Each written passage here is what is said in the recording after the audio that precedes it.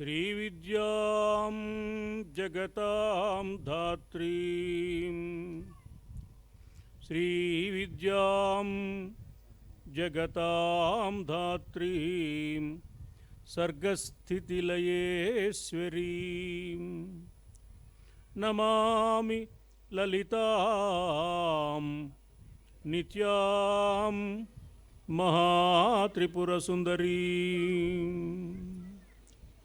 ప్రకాశమానే ప్రథమే ప్రయాణే ప్రతిప్రయాణేప్యమృతాయమానాం అంతఃపదవ్యాం అనుసంచరంతీం ఆనందరూపాం లలితాం ప్రపద్యే.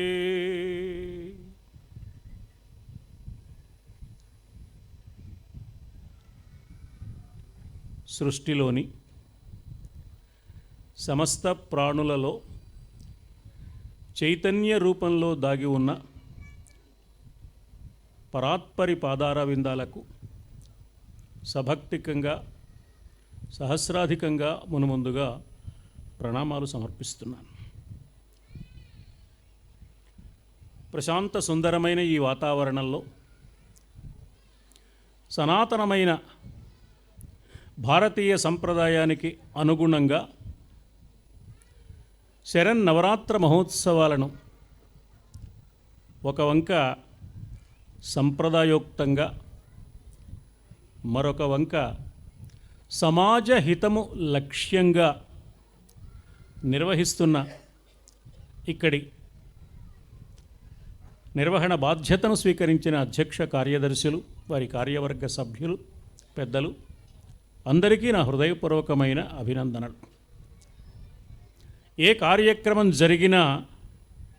జరిగితే మనం కూడా పాల్గొందాం అని కాక మనమే ఎందుకు జరిపించకూడదు అనే ఆలోచన చేసే ఆత్మీయ సోదరులు శ్రీ విజయ్ కుమార్ గారు, వారి సతీమణి గారు, ఆ దంపతులకు ముందుగా నా నమస్సుమాలు.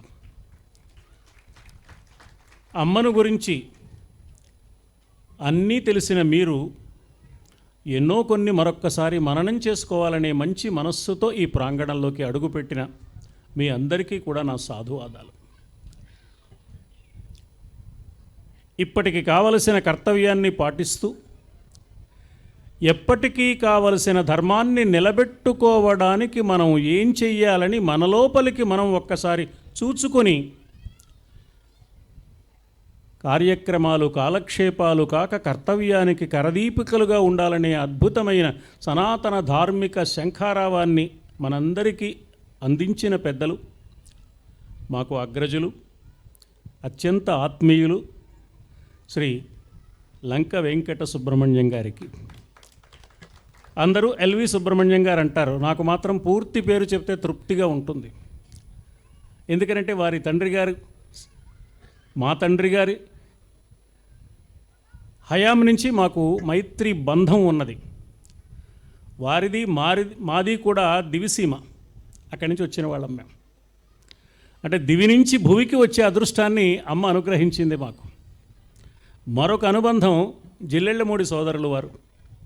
ఈవేళ జిల్లెళ్ళమూడిలో అన్నదానం నిరంతరంగా జరగడానికి కావలసిన విశాలమైన సౌకర్యవంతమైన అందమైన ప్రాంగణం సిద్ధించడానికి ప్రధాన భూమికను వహించిన వారు మాన్యులు శ్రీ సుబ్రహ్మణ్యం గారు. ఇక వ్యక్తిగతంగా వారితో అనుబంధాన్ని గురించి చెప్పాలంటే ముందుగా వారి తండ్రి గారితో అనుబంధాన్ని గురించి చెప్పాలి. నేను పోస్ట్ గ్రాడ్యుయేషన్ పూర్తి చేయడానికి ప్రధాన కారకులు వారి తండ్రి గారే. వారి చొరవ లేకపోతే న్యాయంగానే రావాల్సిన స్కాలర్షిప్ కూడా నాకు వచ్చి ఉండేది కాదు, నేను చదువుకోగలిగేవాడిని కాదు. ఆనాడు మా కుటుంబానికి ఉన్న ఆర్థిక పరిస్థితుల వల్ల. మరి అంతటి ఉపకారం చేసిన ఆ మహానుభావులను ఈ శుభ సమయంలో తలుచుకోవటం నాకు చాలా ఆనందంగా ఉంది. వారి కుమారులు వీరు. జల్లెళ్ళమూడిలో వారి నేతృత్వంలో ఎన్నో కార్యక్రమాలు కలిసి చేశాం. ఎక్కడ సత్కార్యాలు జరుగుతున్నా, ఎక్కడ సంప్రదాయానికి సంబంధించిన వైభవం జరుగుతున్నా అక్కడుంటారు సోదరులు శ్రీ సుబ్రహ్మణ్యం గారు. ఎందుకు నేను పూర్తి పేరుతో లంక వెంకట సుబ్రహ్మణ్యం గారు అంటాను అంటే ఏదో ఇంటి పేరు లంక అని వచ్చింది, కానీ నిజంగా వారిని గురించి ఒక్క మాట చెప్పాలంటే ముందు మరొక 2 అక్షరాలు చేర్చి చెప్పాలి. అకలంక వెంకట సుబ్రహ్మణ్యం గారు వారు. ఎందరెందరో అధికారుల్ని మనం చూస్తున్నాం. అధికారానికి సౌజన్యం తోడైనప్పుడు, సంస్కారం తోడైనప్పుడు, సనాతన ధార్మిక భావన తోడైనప్పుడు ఆ వ్యక్తి వల్ల జాతికి ఎంత మేలు జరుగుతుందో ఆచరణాత్మకంగా నిరూపించిన మహనీయులు ఈనాడు విశిష్ట అతిథిగా వచ్చి గొంతు విప్పి కాదు, తమ గుండె తెరచి మనకు సందేశాన్ని అందించారు. వారికి ముందుగా కృతజ్ఞతాపూర్వక కుసుమాంజలి సమర్పిస్తూ,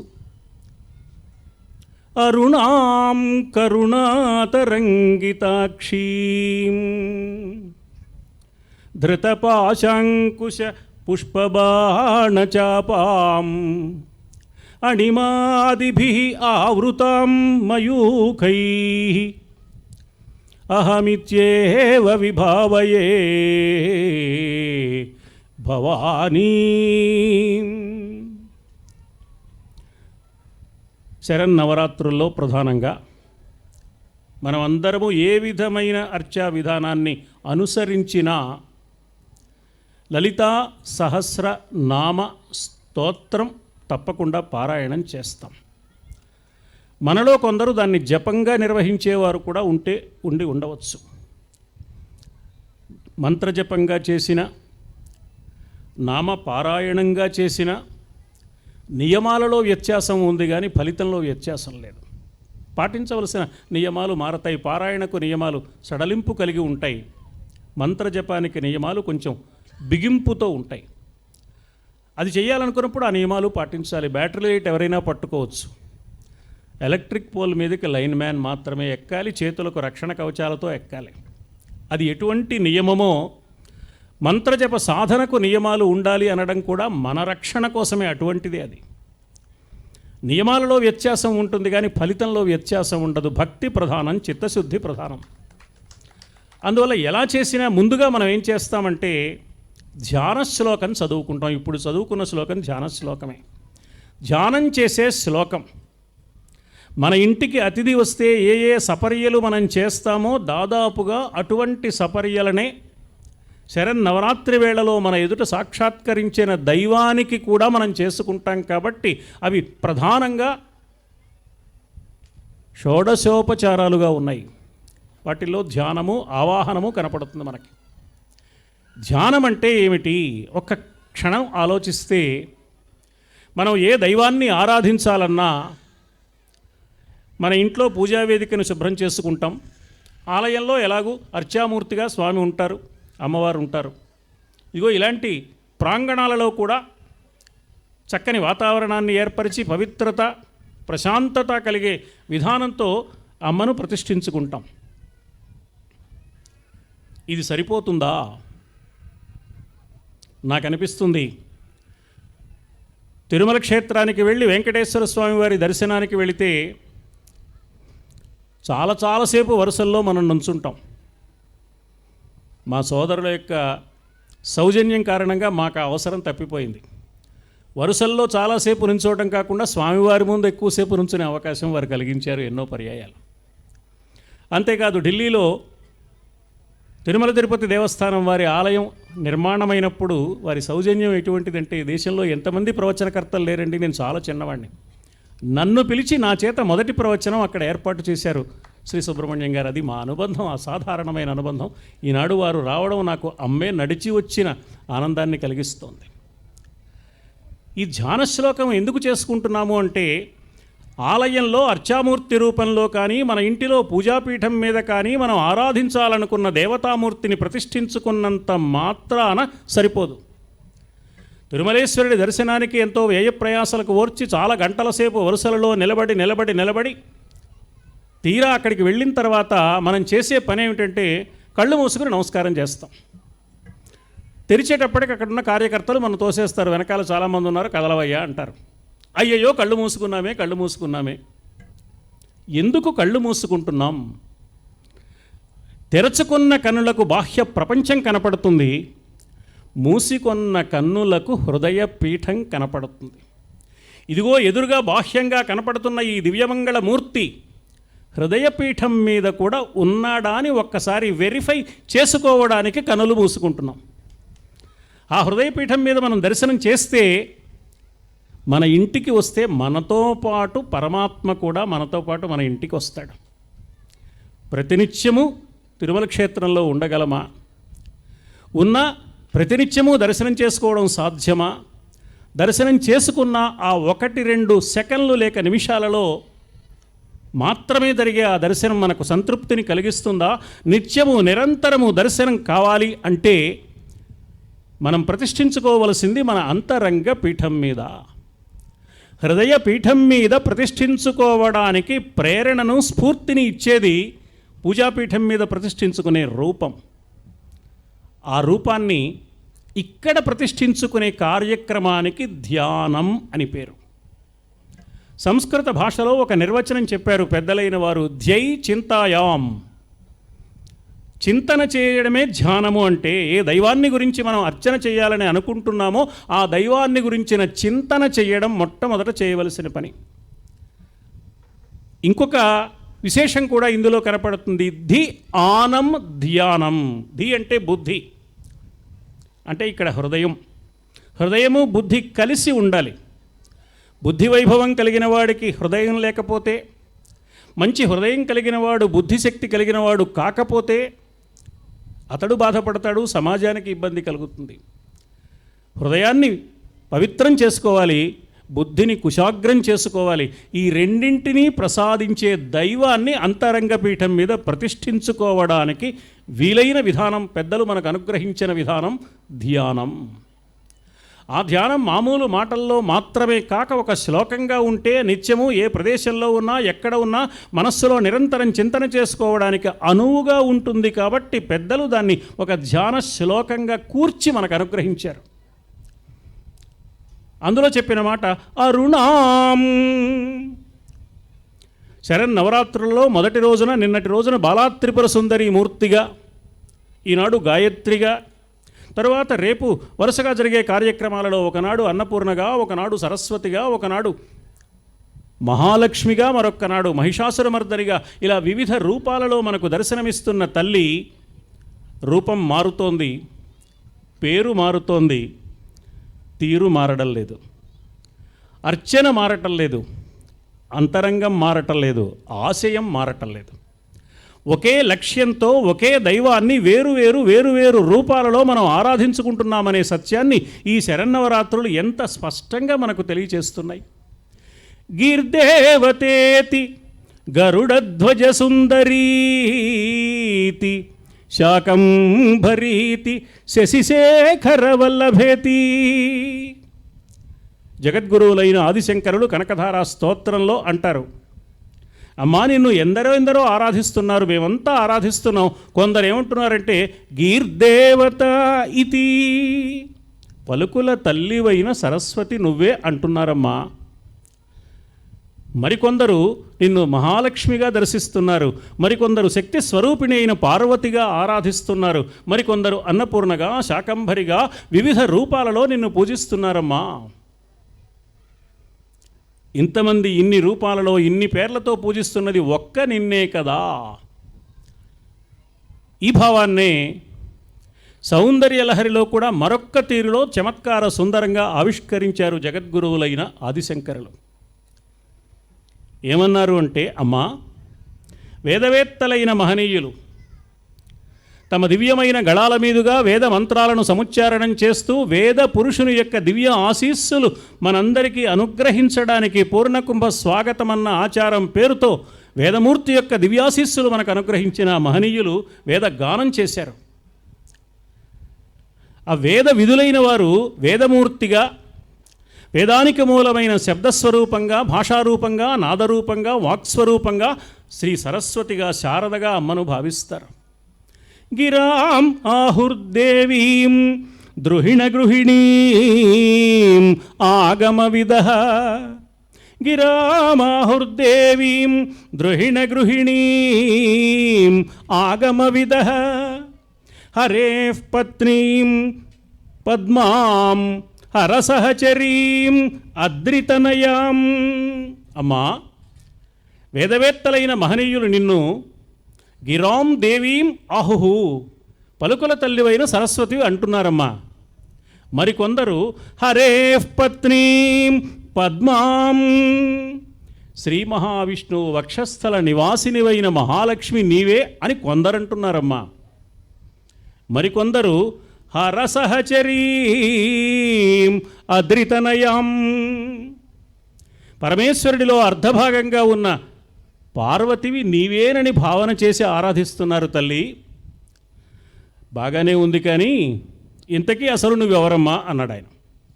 అంటే శంకరుల వారికే అమ్మ ఎవరో తెలియకపోతే ఇక మన సంగతి మనం ఆలోచించుకోవాలి. తురీయా కాపిత్వం దురధిగమ నిస్సీమ మహిమా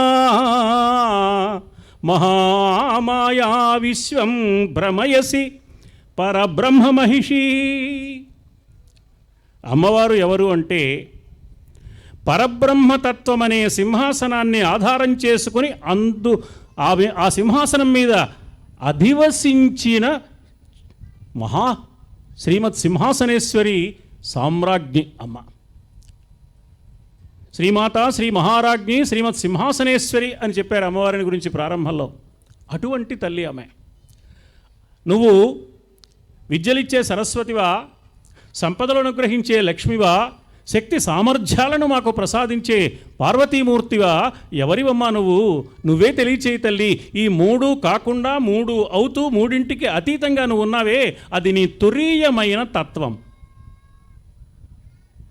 దురధిగమ నిస్సీమ మహిమా, సీమ అంటే హద్దు, నిస్సీమ మహిమ అంటే హద్దులు లేని మహిమ. ఈ హద్దులు లేని మహిమ హద్దులు తెలియని కారుణ్యాన్ని వర్షిస్తుంది. ఈవేళ కారుణ్యాన్ని వర్షించడానికి 50 మందికే కోట అయిపోయింది, నువ్వు 51వ వాడిగా వచ్చావు కాబట్టి రేపు పొద్దున మళ్ళీరా అనడం లేదు. స్టాక్ అయిపోయిందనే మాట లేదు. నిరంతరం అమ్మవారి నుంచి ఆ మహిమ కారణంగా అలా కారుణ్యం ప్రవహిస్తూనే ఉంటుంది, ప్రవహిస్తూనే ఉంటుంది, ప్రవహిస్తూనే ఉంటుంది. అందుకని దురధిగమని సీమ మహిమా మాకెందుకు తెలియటం లేదు అంటే తెలియకుండా కూడా నువ్వే చేసావు. మాయ తెరలు మాపై కప్పేశావమ్మా. రకరకాల బంధాలు, సంపదల మీద రకరకాల ఆలోచనలు, కూడని ఆలోచనలు వాటిలో ఎక్కువైనప్పుడు, అధికారాల మీద మనస్సు లగ్నమైనప్పుడు, కర్తవ్యం నుంచి అధికారం వైపు మనస్సు ప్రయాణించినప్పుడు, మానవుడి మనస్సు గతి తప్పినప్పుడు దాన్ని మాయ అంటారు. మాయ ఎవరో సృష్టించారని మనం భ్రాంతి పడుతున్నాం, కానీ నిజానికి మనమే సృష్టించుకుంటున్నాం, మనని మనమే కట్టివేసుకుంటున్నాం. మనని మనమే కట్టివేసుకునే దీనికి మాయా అని పేరు. మహామాయా విశ్వం భ్రమయసి, ఈ మహామాయవైన నువ్వు ఈ మాయ ద్వారా సమస్త ప్రపంచాన్ని కట్టిపడవేస్తున్నావమ్మా, గిరగిర గిరగిర తిప్పుతున్నావు. లలితా సహస్రనామ స్తోత్రంలో అమ్మవారి నామాల్లో విశ్వభ్రమణకారిణి, సరిగ్గా ఆ నామాన్ని ఆధారం చేసుకుని మహామాయా విశ్వం భ్రమయసి పరబ్రహ్మ మహిషి అన్నారు. విశ్వం భ్రమయసి, సమస్త విశ్వాన్ని భ్రమింపజేస్తున్నావు. ఈ విశ్వం గోళాకారంగా ఉంది, భూగోళం, అది గిరగిరా తిరుగుతోంది, తన చుట్టూ తాను తిరుగుతూ సూర్యుడి చుట్టూ తిరుగుతోంది. ఆ భూమి మీద మనం ఉన్నాం కదా, అందుకని మనం కూడా తిరుగుతూ ఉంటాం. ఎక్కడికి తిరిగినా పర్వాలేదు, ఢిల్లీ వెళ్ళొచ్చు, కలకత్తా వెళ్ళొచ్చు, అమెరికా వెళ్ళొచ్చు, ఎక్కడికైనా తిరిగితే పర్వాలేదు. మనస్సు తిరుగుతూ ఉంటుంది, మతి భ్రమణం కలుగుతోంది. మనిషి తిరగవచ్చు, మనిషి కదలకుండా ఉండకూడదు, మనస్సు కదలకుండా ఉండాలి. దీన్నే భక్తుడి యొక్క లక్షణంగా చెప్పారు, అనికేతః స్థిరమతి. నేను ఎక్కడికి వెళ్ళండి, ఎప్పుడు ఇక్కడే ఉంటాను, మంచిదే. మనస్సు దాని ఇష్టం, ఎక్కడికైనా వెళ్తుంది. నీవెక్కడైనా ఉండు, మనస్సు మాత్రం ధర్మం మీద, దైవం మీద ఉంటే అది భద్రత, అది ధర్మం, అది కర్తవ్యం, అది జాతికి సంక్షేమం, నీకు భద్రతను కలిగించే అంశం. అందుకని ఈ మహామాయ ఏం చేస్తుంది అంటే చాలా తెలివైన వాడిని అనుకున్న వాడిని కూడా మోసగిస్తుంది. దేవకి వసుదేవులను రథంలో కూర్చోబెట్టుకుని తానే రథం నడిపి ఇప్పుడే వివాహం చేసి చాలా ప్రేమగా ఇష్టంగా చూసుకున్న కంసుడు తీసుకువెళ్తున్నాడు. కొంత దూరం వెళ్ళేటప్పటికి రూపం కనిపించకుండా శబ్దం వినిపించింది. దాన్ని ఆకాశవాణి అన్నాం మనం. తుష్టయగు భగిని మెచ్చగ ఇష్టుడవై రథము గడపెదు ఎరుగవు మీదన్ శిష్టయగు ఈతలోదరి అష్టమగర్భంబు నిన్ను హరించుజుమీ. ఓరి వెర్రి కంసుడా, చెల్లెల్ని బావగారిని ఉత్సాహంగా తీసుకువెళ్తున్నావు, బాగానే ఉంది, కానీ ఈమెకు పుట్టబోయే 8వ సంతానం నీకు ప్రాణం తీసేవాడుగా ఉంటాడు సుమా. ఈ మాట వినగానే కంసుడు క్షణకాలంలో రథం మించి కిందికి దూకాడు. వరలో నుంచి కత్తి పైకి తీశాడు, మరో చేత్తో చెల్లెల్ని కిందికి లాగాడు. నేను చెప్పడం ఆలస్యమైంది, ఇంతకంటే వేగంగా చేశాడు అతడు. కత్తి పైకెత్తాడు చంపేస్తానని. అంతకంటే వేగంగా వసుదేవుడు పరిస్థితి అర్థం చేసుకున్నాడు. ఆయన కూడా దూకాడు, పైకెత్తి పట్టుకున్న కత్తితో ఉన్న చేతిని పట్టుకున్నాడు. ఆగు బావా అన్నాడు. ఏమీ అన్నాడు. కాళ్ళ పారాణి ఆరని కొత్త పెళ్లి కూతురు నీ చెల్లెల్ని చంపుకుంటావా? ఇదేమైనా బాగుందా? చెల్లెలికి అన్న చీరాసారా ఇచ్చి ప్రేమించాలి కానీ ఇలా చంపడం ఏమిటయ్యా? మరేం చేయమంటావయ్యా? ఏమొక పుట్టబోయే 8వ సంతానం నన్ను చంపుతాడు కదా అంటావేమో. ఇంకా ఆయన అల్లా. వసుదేవుడు ముందే అన్నాడు, మా ఇద్దరిని నీ అధీనంలో పెట్టుకో, పుట్టినవాడిని పుట్టినట్టు నీకు అప్పగిస్తాం, ఏమైనా చేసుకో, 4 గోడల మధ్య ప్రశాంతంగా జరిగిపోతుంది. నడివీధిలో చెల్లెల్ని చంపుకున్నాడనే అపకీర్తి దేశాన్ని పరిపాలించే నీకు మంచిదా? ఆలోచించు. కంసుడు పిరికివాడు, దుర్మార్గుడు అనదా? తనకి ప్రాణభయమని పిరికితనంతో ఈ పని చేశాడు, అఘాయిత్యం చేశాడు. దుర్మార్గుడు, పిరికివాడని, దుర్మార్గుడని నింద మోస్తావా? 4 గోడల మధ్య గుట్టుచప్పుడుగా అయిపోయే పని ఇక్కడ చేస్తావు ఎందుకయ్యా? పుట్టినవాడిని పుట్టినట్టు నీకు అప్పగిస్తాం అన్నాడు. చూడండి ఎంత ఆశ్చర్యకరమైన మాట. కంసుడికి చేతిలోని కత్తి జారిపోయింది. చేతిలోని కత్తి జారిపోవడం మాత్రమే కాదు, మనస్సులోని ఆలోచన కూడా జారిపోయింది. వసుదేవుడన్న మాట తనకు చాలా అనుకూలంగా ఉంది అనుకున్నాడు కంసుడు. అనుకున్న కంసుడు దేవకీ వసుదేవులను తన దగ్గరకు తీసుకువెళ్ళాడు, చెరసాలలో బంధించాడు. ఇంతవరకు బాగానే ఉంది, కానీ ఇద్దరిని చెరొక చెరసాలలో పెట్టేసి ఉంటే ఈవేళ ప్రభుత్వం వాళ్ళు గొడవ పెడుతున్నదేదో దానంతరం అదే జరిగిపోయి అసలు ప్రథమ సంతానానికే అవకాశం ఉండేది కాదు కదా. ఈ ఆలోచన కంసుడికి ఎందుకు రాలేదు? మా మిత్రుడు సహస్రావధాని గారు అవధానం చేస్తుంటే వెర్రిమొర్రి ప్రశ్నలు వేసే ఉద్యోగం నాకు ఇచ్చారు ఒకసారి. ఆయన అడిగాను నేను, ఎందుకు రాలేదండి కంసుడికి ఆలోచన అని. మల్లాప్రగడ లాంటి దుర్మార్గుడైన మంత్రి పక్కన లేడీ సలహా ఇవ్వడానికి అన్నాడు ఆయన. అప్రస్తుత ప్రసంగంలో అలాంటి సమాధానాలే చెప్తారు. కంసుడికి ఆలోచన రాకుండా ఎవరు చేశారు? బుద్ధిం తు సారథిం విద్ధి. సకల జీవుల బుద్ధులను ప్రచోదనం చేసి నడిపించేది పరమాత్మ. అందుకే మనం ఆరాధిస్తున్న అమ్మవారిని గురించి దేవీ భాగవత పురాణం ఏం చెప్తోంది అని ఆలోచిస్తే, సర్వచైతన్య రూపాం తాం ఆద్యాం విద్యాం చ ధీమహి బుద్ధిం యానః ప్రచోదయాత్. ఈవేళ 5 ముఖాలతో, ఒక్కొక్క ముఖానికి 3 కన్నులతో మనకు సాక్షాత్కరిస్తున్న గాయత్రీదేవి, ఆమెకు సంబంధించిన మంత్రము దేవీ భాగవతంలోని ఈ శ్లోకము యొక్క రూపమే. వేదిక మీద బాహాటంగా మంత్రాన్ని పఠించడం అనేది సంప్రదాయానికి భిన్నం కాబట్టి నేను మంత్రం జోలికి ప్రస్తుతం వెళ్ళడం లేదు, కానీ ఆ శ్లోకంలో ఉన్నది మంత్రంలోని భావమే. సమస్త ప్రాణుల యొక్క బుద్ధిని, చైతన్యాన్ని ప్రేరేపణం చేసే తల్లి అమ్మ. అందుకని మన బుద్ధి సక్రమంగా ఉండాలి, మన ఆలోచన బాగుండాలి అంటే అది ఏ అమ్మ దగ్గర ఉందో ఆ అమ్మను మనం ఆరాధించాలి. లేకపోతే ఏమవుతుంది? భ్రమిస్తున్న విశ్వంలో ఉన్న మనకు కూడా మతి భ్రమణం కలిగి తెలివైన పని చేస్తున్నాం అనుకుని, మనకు అనుకూలమైన పని చేస్తున్నాం అనుకుని మనకు నష్టం వచ్చే పని చేస్తాం. ఏం చేశాడు ఇక్కడ పరమాత్మ? ఆడబోయే ఆటలో వేయబోయే ఎత్తు ఏదో కంసుడికి చాలా ముందుగా చెప్పి కూడా తానే గెలిచాడు. ఎన్ని ప్రయత్నాలు కంసుడు చేసినా కృష్ణుడు పుట్టనే పుట్టాడు, పెరగనే పెరిగాడు, చంపనే చంపాడు. ఎప్పుడు దైవమే గెలుస్తుంది సుమా, గెలుపు దేవుడిదే. రాబోయే ఎన్నికల్లో ఏ పార్టీ గెలుస్తుందో ముందుగానే అంచనా వేసి 25 సంవత్సరాల నుంచి ఉన్న పార్టీ వదిలేసి 25 రోజుల క్రితం పుట్టిన పార్టీలో చేరుతున్నాం మనం తెలివిగా. మరి ఇప్పుడు కూడా మనం గెలిచే పార్టీలో చేరాలిగా. గెలిచే పార్టీ ఎప్పుడు దేవుడి పార్టీయే. మనం అందరం దేవుడి పార్టీలో చేరాలి గెలవాలంటే. ఎప్పుడూ గెలుపు దేవుడిదే అని ఈ కథ నిరూపిస్తోంది. మహామాయా విశ్వం భ్రమయసి, విశ్వభ్రమణకారిణి అయిన అమ్మవారు దేవుడిదే గెలుపని నిరూపించింది.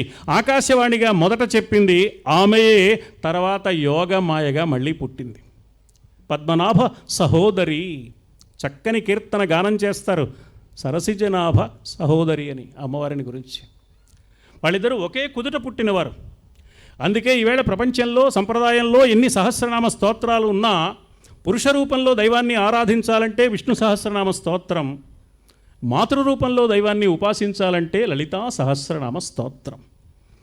ఇంద్రకీలాద్రిపై కనకదుర్గాదేవికి, బాసరలో జ్ఞాన సరస్వతికి, కలకత్తాలో కాళికకు, మధురలో మీనాక్షికి, కంచిలో కామాక్షికి, శృంగేరిలో శారదాదేవికి, ఎక్కడ ఏ రూపంతో ఏ నామంతో దైవం ఉన్నా లలితా సహస్రనామంతోనే అర్చన. దుర్గా సహస్రం ఉంది, వ్యాసుల వారు రచించారు, దేవి భాగవతంలో కనపడుతుంది. మహాలక్ష్మీ సహస్రనామం ఉంది, కొల్హాపురిలో మహాలక్ష్మి అమ్మవారికి లలితా సహస్రంతో అర్చన. అంటే ఏమన్నమాట, లలితాదేవి మూల ప్రకృతి, సమస్త దేవతలకు మూలమైన తత్వము లలిత అన్న పేరుతో పిలువబడుతోంది. ఆ లలిత అన్న తత్వాన్ని మనం అర్చించుకుంటున్నాం. బాగుందండి, ఎక్కడుంది ఈ లలితాదేవి? ఈ ప్రశ్నకు సమాధానంగా వ్యాసుల వారు ఎక్కడ లేదు గనుక అన్నారు.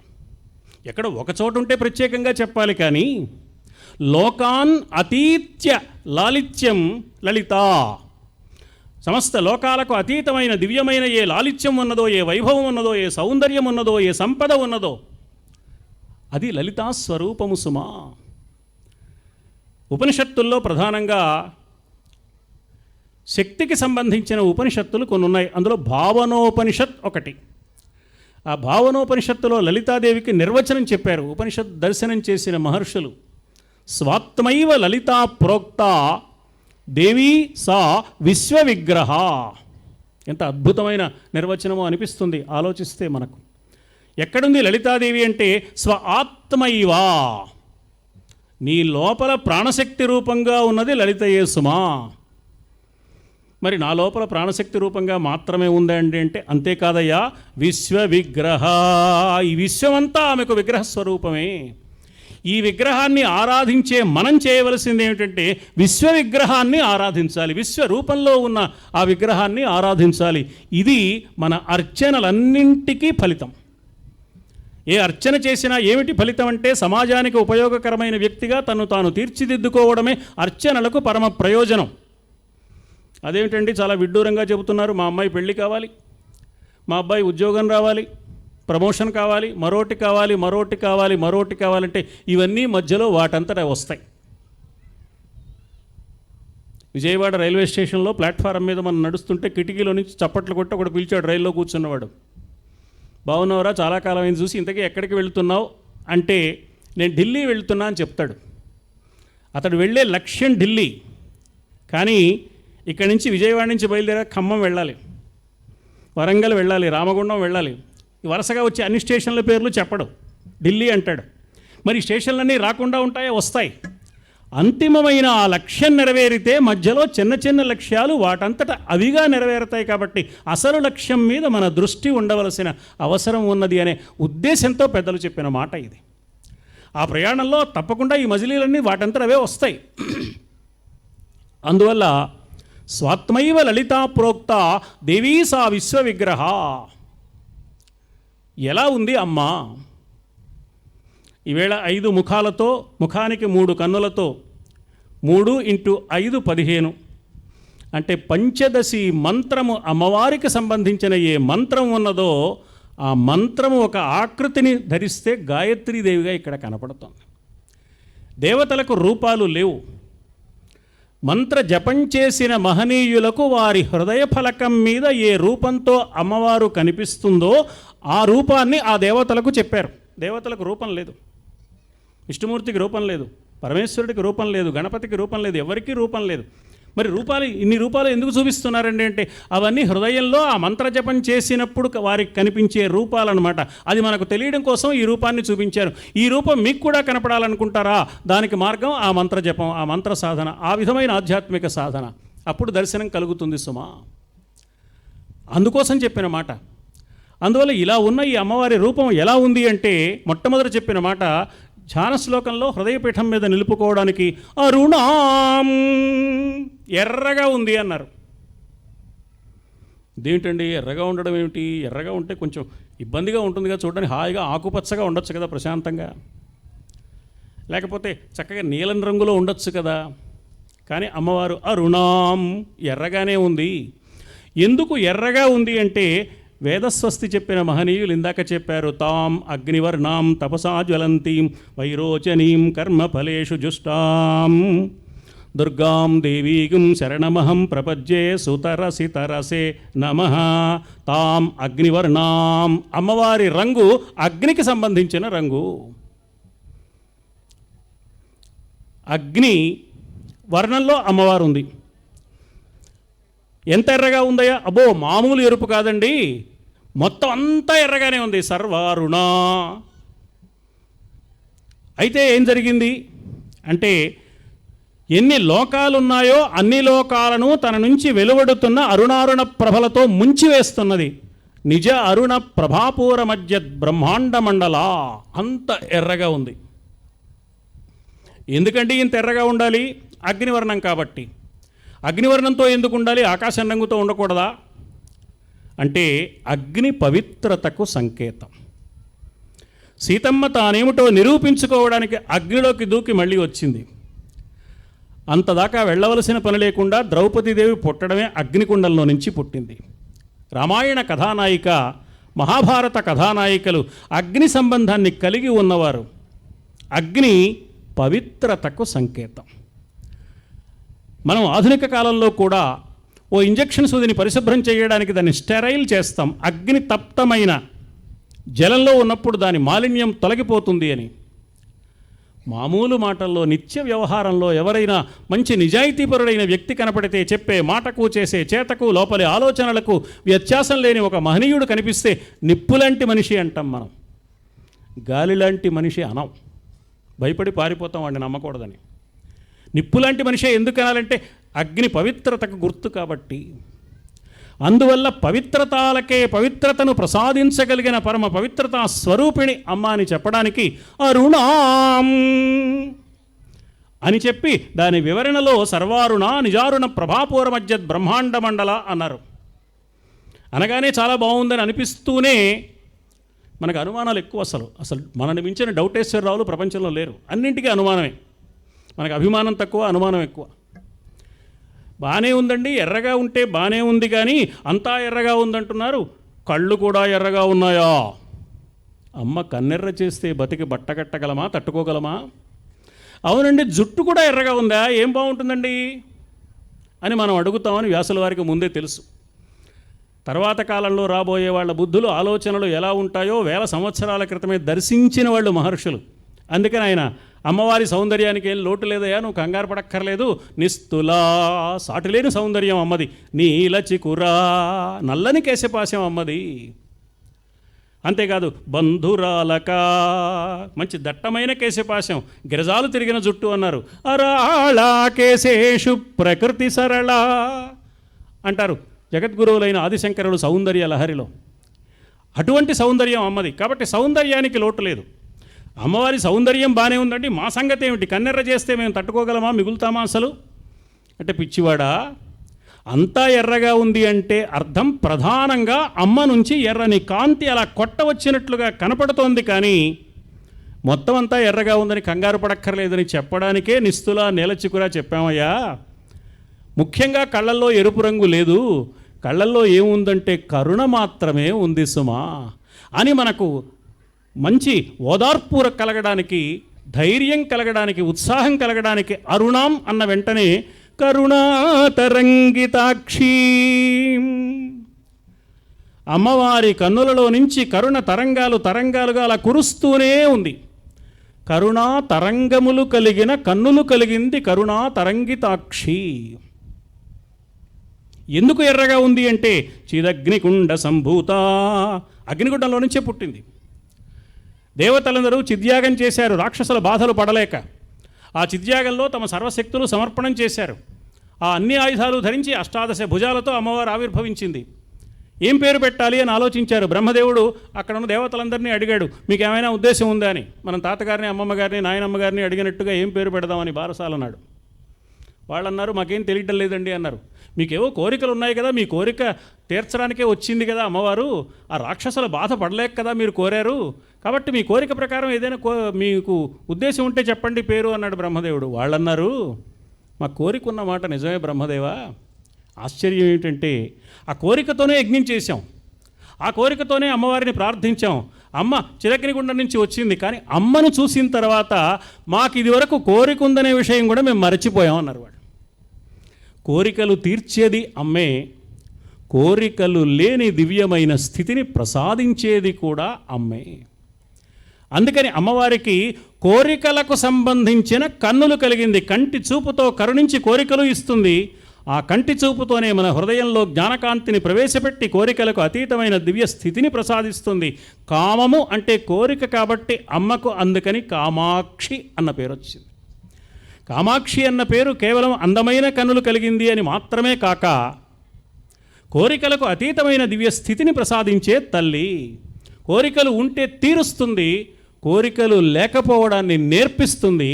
అలాంటి దివ్యస్థితిని ప్రసాదించే అమ్మను ఆరాధించుకోవడం కన్నా ఇంకా మనం చేయవలసింది ఇంకేమున్నది కనుక. అందుకే దేవీ భాగవత పురాణానికి నీలకంఠ దీక్షితుడు అద్భుతమైన వ్యాఖ్యానం చేస్తూ ఉపక్రమణిక రాశాడు. ఇంట్రడక్షన్ అంటాం మనం, ఉపోద్ఘాతం. అందులో ఓ మాట చెప్తాడు, ఆరాధ్యా పరమాశక్తి, ఆరాధ్యా పరమాశక్తి సర్వైరపి సురాసురైః, సర్వైః సురాసురైః అపి పరమాశక్తి ఆరాధ్యా. దేవతలు ఆరాధించారు, రాక్షసులు ఆరాధించారు, అందరూ ఆరాధిస్తున్నారు అమ్మని. మరి అందరూ ఆరాధిస్తున్నప్పుడు నువ్వు ఆరాధించకుండా ఉన్నావు అనుకో, నీ జన్మ వ్యర్థం అన్నారు.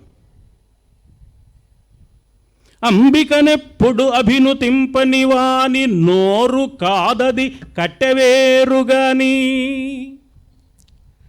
అంటాడు ములుగు పాపయారాధ్యుల వారు దేవీ భాగవత పురాణాన్ని ఆంధ్రీకరిస్తూ. అమ్మవారి నామాన్ని పలకలేని నోరు నోరుటయ్యా, అమ్మవారికి అర్చన చెయ్యలేని చేయి అవుతుందా, అది చెట్టు కొమ్మ అవుతుంది కానీ అని ఇలా మానవ జీవితంలోని సమస్తమైన ఇంద్రియాలకు, అవయవాలకు అమ్మవారిని ఆరాధించడమే లక్ష్యమన్న ఒక అద్భుతమైన భావాన్ని ఆవిష్కరించారు పాపయారాధ్యుల వారు. అందువల్ల ఈ కోణం నుంచి పరిశీలించినప్పుడు అమ్మ మన కోరికలు తీర్చడానికి వచ్చింది కాబట్టి అపారమైన కరుణతో ఆ కోరికలన్నీ తీరుస్తున్నది. కరుణాతరంగితాక్షీం, ఒక కెరటం తర్వాత మరో కెరటం, ఒక కెరటం తర్వాత మరో కెరటం వచ్చినట్లుగా అమ్మవారి కన్నుల్లో నుంచి కెరటాలుగా కరుణ అలా కురుస్తోందన్నమాట. బాగుందండి, కెరటాలుగా కురవటం ఎందుకు? కెరటం వస్తుంది, కొంచెం వ్యత్యాసం, కాసేపటి తర్వాత మళ్ళీ మరో కెరటం వస్తుంది, మధ్యలో కొంత గ్యాప్ వస్తుంది కదా, ఆ గ్యాప్ భరించలేం మనం. అందుకని అలా ఒకేసారి వరుసగా రావచ్చు కదా అంటే, నాయన వరుసగానే వస్తోంది, ఆగకుండానే వస్తోంది, అవ్యాహతంగా వస్తోంది, అవ్యాజంగా వస్తోంది, అనంతంగా వస్తోంది. ఎందుకంటే అమ్మవారికి రెప్పపాటు లేదు కాబట్టి ఆ నిమిష. కానీ చూస్తున్న నువ్వు మామూలు మానవుడు కాబట్టి నీకు రెప్పపాటు ఉందయ్యా. రెప్ప వేస్తున్నావు తీస్తున్నావు, వేస్తున్నావు తీస్తున్నావు, నువ్వు వాల్చినప్పుడల్లా ఆగినట్టు అనిపిస్తోంది, తెరిచినప్పుడల్లా వస్తున్నట్టు అనిపిస్తోంది. అది నీకు సంబంధించిన వ్యవహారం తప్ప అమ్మవారికి సంబంధించిన వ్యవహారం కాదు సుమా. అమ్మ నుంచి కరుణ అనంతంగా నిరంతరాయంగా ప్రవహిస్తూనే ఉంది సుమా. కరుణాతరంగితాక్షీ. తరంగాలు ఎందుకు చెప్పారంటే, ఒడ్డున తరంగాలున్నాయి అంటే లోపల సముద్రం ఉందన్నమాట. కన్నులలో కరుణా సంబంధమైన తరంగాలున్నాయంటే హృదయంలో కరుణా సముద్రం ఉన్నది అని అర్థం అన్నమాట. అందుకే లలితా సహస్రనామ స్తోత్రంలో అమ్మవారి యొక్క దయను గురించి ఎన్ని మాటలో వ్యాసుల వారు జ్ఞాపకం చేశారు. అవ్యాజ కరుణామూర్తి దయామూర్తి నిత్యక్లిన్న అంటే ఎప్పుడూ తడిసిపోయి ఉంటుంది, అంటే మనస్సు మెత్తగా కరుణరసంతో తడిసి ఉంటుందన్నమాట అమ్మవారి హృదయం. క్షిప్రప్రసాదిని సద్యప్రసాదిని, వెంటనే అనుగ్రహించే తల్లి. ఇలా వెంటనే అనుగ్రహించే లక్షణం, తక్షణమే అనుగ్రహించే లక్షణం అమ్మవారికి ఉంది కాబట్టి కరుణా సముద్రం అమ్మవారిలో ఉంది. కరుణా రససాగరా, ఎంత వెంటనే అనుగ్రహిస్తుందయ్యా. సౌందర్యలహరిలో ఆదిశంకరులు చాలా చమత్కారంగా ఓ మాట చెప్పారు. భవానిత్వం దాసేమయి వితరదృష్టిం సకరుణాం ఇతి స్తోతుం వాంఛన్ కథయతి భవానిత్వమితి యః తదైవ త్వం తస్మై దిశసి నిజ సాయుజ్య పదవీం ముకుంద బ్రహ్మేంద్ర స్ఫుట మకుట నీరాజిత పదాం. భవానీ భవానీ అని ప్రార్థిస్తున్నాడు ఒక భక్తుడు అమ్మవారి దగ్గర చేరి. అహమిత్యేవ విభావయే భవానీం కదా, భవానీ కూడా అమ్మవారి పేర్లలో ఒక పేరు. భవానీ భవానీ అని ఆరాధిస్తున్నాడు. అమ్మా నిన్న కోరిక కోరుకుంటున్నానమ్మా అన్నాడు. ఇంకా కోరిక ఏమిటో చెప్పాలా ఆయన. అమ్మవారు ఏమనుకుందంటే ఎప్పుడెప్పుడు అనుగ్రహించాలని తొందర. మనం అనుకుంటాం కానీ మనను అనుగ్రహించడం కోసం మనకంటే తొందర భగవంతుడికే ఎక్కువ. గజేంద్ర మోక్షణ కథలో పారవస్యంతో పరుగు పరుగున పరమాత్మ ఎలా వచ్చాడో మనకు తెలుసు. తన చేతిలో చిక్కుకుపోయిన లక్ష్మీదేవి పైట చెంగు లక్ష్మీదేవికి ఇవ్వాలనే ఆలోచన కూడా మరిచిపోయి వచ్చాడు అంటే పరమాత్మకు ఉన్నంత దయ ఆయన మీద మన భక్తిలో మనకుందా? మన భక్తి ఎక్కువ, ఆయన దయ ఎక్కువ అంటే మన భక్తి ఆయన దయ ముందు ఎందుకు సరిపోదు. అపారమైన దయ ఆ పరమాత్మది, అమ్మ రూపంలో ఉన్నా స్వామి రూపంలో ఉన్నా కూడా. అందుకని అంతులేని ఆ దయ కలిగిన తల్లి అతడు పూర్తిగా తన కోరిక నివేదించే వరకు ఆగకుండా భవానీ అని కోరుతున్నాడు. ఇక్కడ జగద్గురువులు సంస్కృత భాష ఆధారంగా మంచి చమత్కారం చేశారు. ఇప్పుడే మా అన్నగారు చెప్పారు, సంస్కృతం మనకు చాలా అవసరం అనేది. సంస్కరించే భాష కాబట్టి సంస్కృతం అది. భవానీ అనే మాట భవానీ అనే పేరుతో పిలిచే మాటగా ఉండడంతో పాటు ఒక క్రియాపదం కూడా. భవానీ అంటే నేను అయిపోదునుగాక అని అర్థం ఆ క్రియాపదానికి. నేనే నీవు అయిపోదునుగాక అని కోరుతున్నాడు అంటే మోక్షాన్ని అడుగుతున్నాడు అనుకుందనమాట అమ్మవారు. వాడేదో లౌకికమైన కోరికలు కోరడానికి వచ్చి ఉండొచ్చుగాక, అసలు వాడి మనసులో ఉన్న కోరిక ఏమిటో ఇంకా వాడు బయట పెట్టలేదు. కానీ భవాని త్వం దాసేమయి నాకు ఇవ్వమ్మా వితర దృష్టిం సకరుణాం దయతో ఇతి స్తోతుం వాంఛన్ కథయతి భవానిత్వమితి యః. ఇలా స్తోత్రం చేసి తన కోరిక వెల్లడించే ప్రయత్నంలో అతడు ఉంటే బహుశా నేను నీవైపోదునుగాక అని అడుగుతున్నాడు అనుకుని వెంటనే అతనికి మోక్షమే ఇచ్చేస్తుందిట. మోక్షమే ఇచ్చే తల్లి ఏమివ్వదు గనుక అంతటి కరుణ అమ్మవారిది. తదైవత్వం తస్మై దిశసి నిజ సాయుజ్య పదవీం. అమ్మవారి సాయుజ్యం అనే పదవిని ప్రసాదిస్తుంది. ఎలాంటి పదవి అది అంటే ముకుంద బ్రహ్మేంద్ర స్ఫుట మకుట నీరాజిత పదాం. బ్రహ్మాది దేవతలు, శ్రీ మహావిష్ణువు మొదలైన వారంతా అమ్మవారి పాదాల దగ్గర శిరస్సు వంచి నమస్కరిస్తుంటే వారి కిరీటాలలోని మణుల కాంతులు అమ్మవారి పాదాల మీద ప్రతిఫలించే అద్భుతమైన అమ్మవారి పాద సన్నిధిని సాయుజ్యంగా అడిగిన భక్తుడికి పూర్తిగా కోరిక చెప్పక ముందే అనుగ్రహించే తల్లి ఆమె. అందుకని క్షిప్ర ప్రసాదిని, వెంటనే సద్యప్రసాదిని, అప్పటికప్పుడే అనుగ్రహాన్ని చూపిస్తుంది. అందుకని కరుణాతరంగితాక్షి. అమ్మయ్య హాయిగా ఉందండి, అమ్మవారికి అపారమైన కరుణ ఉందన్నారు. ఇంకా మనకు దిగులు లేదు. అమ్మవారికి కరుణ ఉంది కాబట్టి, కరుణ మాత్రమే ఉంది కాబట్టి, అది అనంతంగా ఉంది కాబట్టి, అందరి మీద ఉంది కాబట్టి మనం కొంచెం కూడని పనులు చేసినా కరుణే కురిపిస్తుంది కదా అని మనం దోవ తప్పే ప్రమాదం ఉందని గమనించి ఒక్కసారి చూడవయ్యా అమ్మవారి చేతుల వంక. ధృత పాశ అంకుశ పుష్పబాణ చాపం. అమ్మవారికి 4 చేతులున్నాయి. వెనుక చేతిలో, ఎడమవైపునున్న వెనుక చేతిలో పాశం ఉన్నది, కుడివైపున ఉన్న వెనుక చేతిలో అంకుశం ఉన్నది. ఎలాగూ కుడివైపుకు వచ్చాం కదా అని అక్కడి నుంచి ముందుకు వస్తే ఈ చేతిలో బాణాలు ఉన్నాయి, 5 బాణాలు. ఈ ఎడమ చేతిలో బాణాలు సంధించి వదలడానికి వీలుగా ఒక ధనుస్సు ఉన్నది. దీన్నే చతుర్బాహు సమన్విత అని చెప్పిన తర్వాత రాగస్వరూప పాషాఢ్య క్రోధాకారాంకుశోజ్వల మనోరూపేక్షు కోదండ పంచతన్మాత్ర సాయక. ఎందుకండి 4 చేతులు ఉన్నాయి అమ్మవారికి? మనకంటే గొప్పది కాబట్టి మనకి 2, అమ్మవారికి 4 కాబట్టి ఆరాధించవయ్యా. 4 ఉంటే గొప్పగా బాగుందండి, 400 ఉంటే ఇంకా బాగుండేదిగా, 4000 ఉంటే ఇంకా బాగుండేదిగా. అంటే 4 అనేది ఒక గొప్ప సంకేతం. ఉదయం పూట ఉక్కిరిబిక్కిరిగా పనిచేస్తూ పాలవాడికి పూలవాడికి సమాధానం చెబుతూ చంటి పిల్లవాడిని ఓ పక్కన చూస్తూ కుక్కి మంచంలో ఉన్న అత్తమామల సేవ చేస్తూ పిల్లలకి కాన్వెంట్ స్కూలు పుస్తకాలు బ్యాగులు అందిస్తూ భర్త మర్చిపోయిన ఫైల్ ఎక్కడుందో కూడా ఈవిడే వెతికి పెడుతూ ఉన్న గృహిణి ఎప్పుడైనా బాగా అలసిపోతే భర్తనంటే బాగుండదు కాబట్టి, అంటే ఒక తరం వెనుక గృహిణి సంగతి ఏంటి నేను చెబుతున్నది, పిల్లలతో అంటుంది ఏమిరా నాకేమైనా 4 చేతులు ఉన్నాయా అంటుంది. ఇలా అనవలసిన అవసరం లేదు, అమ్మవారికి 4 చేతులు ఉన్నాయి, అందుకని చతుర్బాహు సమన్విత. మీరు ఎవరు ఏ కోరిక కోరుకున్న 4 చేతులతో చకచక ఇచ్చేస్తుంది. ఆగండి మాస్టర్ ఊరికే చెప్తున్నారు కానీ 4 చేతులు ఏం సరిపోతాయండి, ఒక్కొక్కడికే కోటాను కోట్ల కోరికలు ఉంటే నాకు ఒక్కడికే కోట్ల కోరికలు ఉన్నాయి, ఎన్ని కోరికలో లెక్కలేదు. మరి ఎంతమంది ఉన్నారు ఈ భూమి మీద ప్రాణులు, అందరికీ అన్ని రకాల కోరికలు ఉంటాయి కదా, 4 చేతులు ఏం సరిపోతాయి స్వామి అంటే ఖచ్చితంగా సరిపోతాయి. ఎన్ని కోట్ల మంది ప్రజలున్నా ఆ ప్రజలందరూ ఎన్ని కోటాను కోట్ల కోరికలు నివేదించుకున్న ఆ కోరికలన్నీ మొత్తం 4. 5వ కోరిక లేదు ఈ సృష్టిలో. ఏమిటా 4 అంటే ధర్మ అర్థ కామ మోక్షాలు. మీరు ఏదైనా కోరిక చెప్పండి, ఈ 4 కాకుండా 5వ వర్గంలోకి చేరే కోరిక లేనే లేదు. అందువల్ల అమ్మ 4 చేతులతో ధర్మార్థ కామ మోక్షాలు 4ంటిని ఇస్తోంది. ఈ విషయాన్ని మరోసారి గుర్తు చేయడానికే లోపల నామాలలోకి వెళ్ళిన తర్వాత వ్యాసుల వారు పురుషార్థప్రదా, చతుర్విధ పురుషార్థాలైన ధర్మ అర్థ కామ మోక్షాలు 4ంటిని మనకు అనంతంగా ప్రసాదించే తల్లి అమ్మ. మనకు ధర్మం కావాలి, ధర్మబద్ధంగా సంపాదన కావాలి, ఆ సంపాదనతో ధర్మబద్ధంగా మన అవసరాలు తీర్చుకోవాలి. అప్పుడు ధర్మబద్ధమైన జీవనానికి ఫలితంగా మోక్షం వస్తుంది. ధర్మ అర్థ కామ మోక్షాలు 4 ఉన్నాయి కదా, మోక్షం చివరిది, ధర్మం మొదటిది, మధ్యలో అర్థము కామము 2 ఉన్నాయి. మొదటిది ఇంజిన్, చివరిది గార్డు పెట్టె.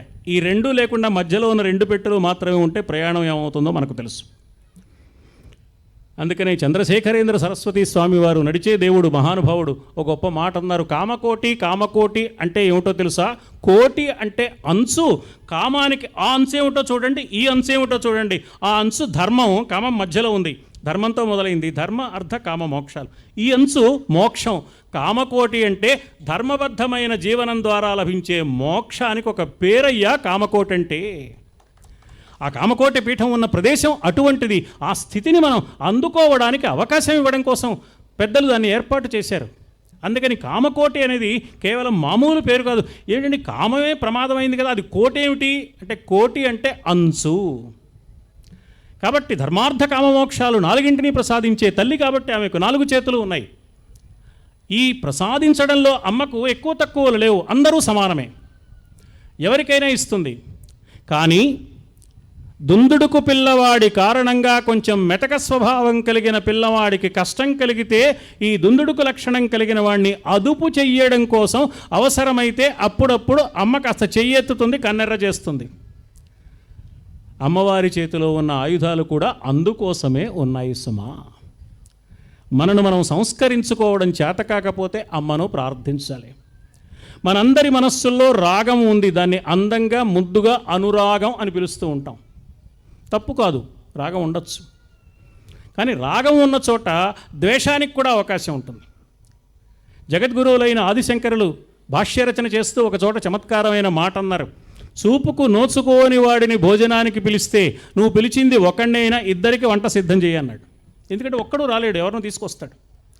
కాబట్టి నువ్వు సుఖం కోరుకున్నావా, దుఃఖం వస్తుంది. లాభం కోరుకున్నావా, ఎప్పుడైనా నష్టం వస్తుంది, సిద్ధంగా ఉండాలి. నువ్వు గౌరవం కోరుకున్నావా, అవమానం జరగచ్చు. కీర్తి కోరుకున్నావా, ఎప్పుడైనా అపకీర్తి రావచ్చు. రెండోది కలిసే ఉంటుంది.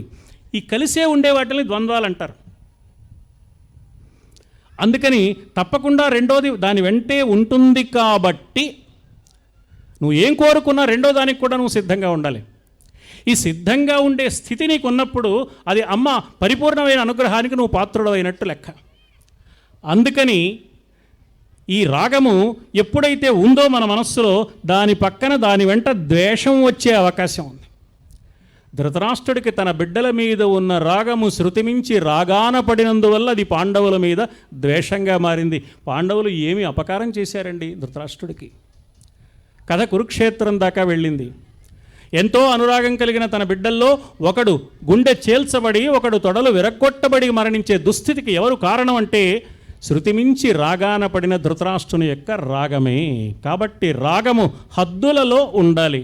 మాకు చేత కావటం లేదండి, అమ్మవారి చేతిలో పాశంగా ఉంది కదా, అమ్మను ప్రార్థిద్దాం. అమ్మ రాగాన్ని ఎంతవరకు ఉండాలో అంతవరకే మా మనస్సుల్లో ఉండేట్టు చెయ్యమ్మా. దేవి ఆరాధన వట్టి కాలక్షేపం కాదు, అది కర్తవ్యానికి కరదీపిక. దైవ ఆరాధన ప్రదర్శన కాదు, ప్రవర్తన. మన ప్రవర్తనను సరిదిద్దుకోవడానికి ఆరాధన రూపంలో ఎన్నో అద్భుతమైన విధానాలను ప్రవేశపెట్టి వాటి చాటున అంతరార్థాలను దాచి ఉంచి మహర్షులు అపారమైన కరుణతో మనకిచ్చారు. పెద్దలు మన కోసం చాలా దాచిపెట్టి ఆస్తులిచ్చినట్లుగా మహర్షులు ఈ ధర్మ సంబంధమైన సంపదను మన కోసం ఒక చోటకి చేర్చి మనకు అనుగ్రహించారు అక్షర రూపంలో. అక్షరం అంటే నశించకుండా ఉండేది. ఆ దివ్యమైన సంపద మనకు నిరంతరం మనం నడుచుకోవలసిన మార్గాన్ని చూపిస్తూనే ఉంది. అందుకని అమ్మవారి చేతిలో ఉన్న పాశము రాగానికి సంకేతం. పాశం ఏం చేస్తుంది? మనిషిని కట్టేస్తుంది. రాగం ఏం చేస్తుంది? మనస్సును కట్టేస్తుంది. రాగస్వరూప పాషాఢ్యా, ఈ పక్కన అంకుశం ఉందే, అది క్రోధానికి ఆకారము సుమా. కోపం ఎప్పుడైనా మనకు రావచ్చు. చిన్న కోపం పర్వాలేదు, చిరు కోపం అది మెగా కోపం కాకూడదు. కోపం నిల ఉంటే క్రోధంగా మారుతుంది. ఏది నిల ఉన్నా ఎలా ప్రమాదమో కోపం నిల ఉన్నా కూడా అలాగే ప్రమాదం, అది క్రోధం అయిపోతుంది. ఒళ్ళు దగ్గర పెట్టుకునుండు, కోపం వస్తేనే మనిషిని కాదు అంటూ ఉంటాం మనం. వాడు బెదిరిపోవాలని మన ఉద్దేశం. నిజంగా ఈ వాక్యాన్ని జాగ్రత్తగా అర్థం చేసుకుంటే బెదిరిపోవలసిన వాడు, కదిలిపోవలసిన వాడు నేనే కానీ అతడు కాదు. కోపం వస్తే నేను మనిషిని కాకుండా పోతున్నాను కదా, ఎంత పుణ్యం చేస్తే ఈ మానవ జన్మ లభించింది. మహతా పుణ్యపణ్యేన క్రీతేయం కాయనౌస్త్వయా, ధర్మశాస్త్రం చెప్పింది. ఎంతో పుణ్యం చేసుకుని ఈ మానవ జన్మ పొందావయ్యా. అందుకే జంతువునాం నరజన్మ దుర్లభం అన్నారు. జంతువుల్లో అంటే పుట్టిన వాటిలో, జంతువులు అంటే పుట్టినవి, పుట్టిన ప్రాణుల్లో మానవుడుగా పుట్టడం దుర్లభమైన విషయం. అంటే ఓ పట్టాన దొరికేది కాదు, దుర్లభం అన్నారు కానీ ఉత్తమం అనలేదు. ఉత్తమంగా మనం చేసుకోవాలి. దుర్లభమైంది మనకు లభించింది, దాన్ని ఉత్తమంగా మనం చేసుకోవాలి. జంతువునాం నరజన్మ ఉత్తమం, నువ్వు చాలా గొప్పవాడివి అనలేదు వాళ్ళు. దుర్లభం, ఒరే ఎవరికీ దొరకని అవకాశం నీకు దొరికిందిరా, దాన్ని సద్వినియోగం చేసుకో. అందుకని మానవ జన్మను చరితార్థం చేసుకోవడానికి అడ్డుపడే వాటిలో కోపం ఒకటి. అయినా మనకు ఎవరి మీద కోపం వస్తుందండి? మనకు ఎవరైనా అపకారం చేస్తే కోపం వస్తుంది. చేస్తారేమో అనుకుంటే కోపం వస్తుంది, చేశారేమో అనుకుంటే కోపం వస్తుంది, వాళ్ళు చేసినా చేయకపోయినా. కోపం కంటే నీకు అపకారం చేసేది ప్రపంచంలో ఇంకేమైనా ఉందా? క్షణకాలం పాటు ఆలోచించు. కోపం అదే పనిగా పెంచుకుని పళ్ళు పటపటలాడిస్తూ కళ్ళెర్ర చేస్తూ ఊగిపోతూ తూగిపోతూ ఉంటే బ్లడ్ ప్రెషర్ పెరుగుతుంది, హాస్పిటల్ పాలవుతావు. మొదటి నష్టం నీకే. అందరూ ఏమంటారంటే అబ్బే ఆయన దూర్వాసురండి, ఆయన జోలికి పోకండి అంటారు. బంధువులు మిత్రులు అందరూ దూరం అయిపోతారు. అప్రతిష్ట ఒక నష్టం, ఆసుపత్రి పాలు కావడం మరో నష్టం. శరీరానికి సుఖం లేదు, మనస్సుకి సుఖం లేదు. కోపం కంటే అపకారం చేసేవాడు నీకెవడున్నాడయ్యా? నీకెవరి మీదైనా కోపం వస్తే వాళ్ళని దూరంగా పెడతావు కదా, కోపం కంటే అపకారం చేసే శత్రువు నీకు లేడు కాబట్టి దూరంగా పెట్టు కోపాన్ని. కోపం మీద కోపగించుకో. అందుకే తన కోపమే తన శత్రువు అన్నారు. అందువల్ల క్రోధాకార అంకుశోజ్వల, మన అంతరంగాలను అదుపు చేయడానికి అంకుశం లాంటి క్రోధాన్ని తన చేతిలో ధరించింది అమ్మా. అందుకని క్రోధమే అంకుశం యొక్క ఆకారమైంది అక్కడ. అలా ఉన్న ఆ అంకుశంగా ఉన్న క్రోధాన్ని మనలో అదుపు చేసుకోవాలంటే అమ్మను ప్రార్థించాలని చెప్పడానికి. ఆ తర్వాత 5 బాణాలున్నాయి ముందున్న కుడి చేతిలో. ఈ 5 బాణాలు సంధించడానికి ధనుస్సున్నది. ఏమిటి ఆ బాణాలు అంటే పంచతన్మాత్ర సాయక, 5 రకాలైన తన్మాత్రలే బాణాలుగా అమ్మవారి చేతిలో ఉన్నాయి. ఈ తన్మాత్రలు అనేది కొంచెం శాస్త్ర సంబంధమైన మాట. రాగము క్రోధము తెలిసినంత వెంటనే తెలిసే మాట కాదు, కొంచెం జాగ్రత్తగా చూస్తే తెలిసిపోతుంది. మనకు 5 ఇంద్రియాలు ఉన్నాయి, పని చేసి పెట్టే అవయవాలు. మనం ఏమంటూ ఉంటామంటే ఏమిటోనండి ఈ వేదాంత శాస్త్రంలో మాటలు ఏవి అర్థం కావు అంటూ ఉంటాం, కానీ హాయిగా అర్థం అవుతాయి. కర్మేంద్రియాలు అన్నారు, ఏదో కంగారు పడిపోక్కర్లా. కర్మ అంటే పని, ఇంద్రియం అంటే అవయవం, పనిచేసి పెట్టే అవయవాలు. ఎంత హాయిగా చెప్పారు. జ్ఞానేంద్రియాలు అంటే తెలుసుకునే అవయవాలు. కాళ్ళు, చేతులు, వాక్కు, మలమూత్ర అవయవాలు పనిచేసి పెట్టే అవయవాలు. మన పనులన్నీ వాటి వల్ల సాగుతున్నాయి. అందుకని ఇవి కర్మేంద్రియాలు.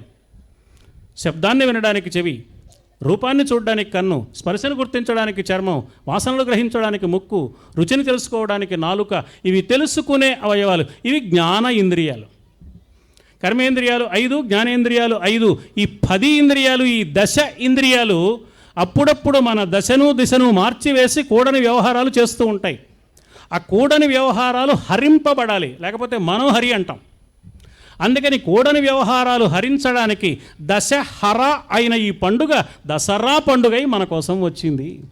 అమ్మను ఆరాధించేది మనలోని దశేంద్రియ ప్రవృత్తుల నుండి వెలువడిన ఎన్నెన్నో దుర్మార్గపు భావాలను తొలగింపచేసుకోవడానికి అమ్మను ఆశ్రయించడమే మన లక్ష్యం తప్ప మరొక్కటి కాదు. కాబట్టి అలా ఉన్న అమ్మవారి ఆరాధన మనకు ఏమి ఇస్తోందో ఈ మాటలు చెప్తున్నాయి.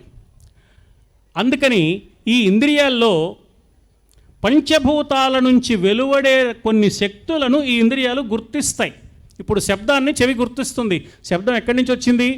ఆకాశం శబ్దగుణకం. శాస్త్రం చెప్పింది శబ్దము ఆకాశం నుంచి వస్తుందయ్యా.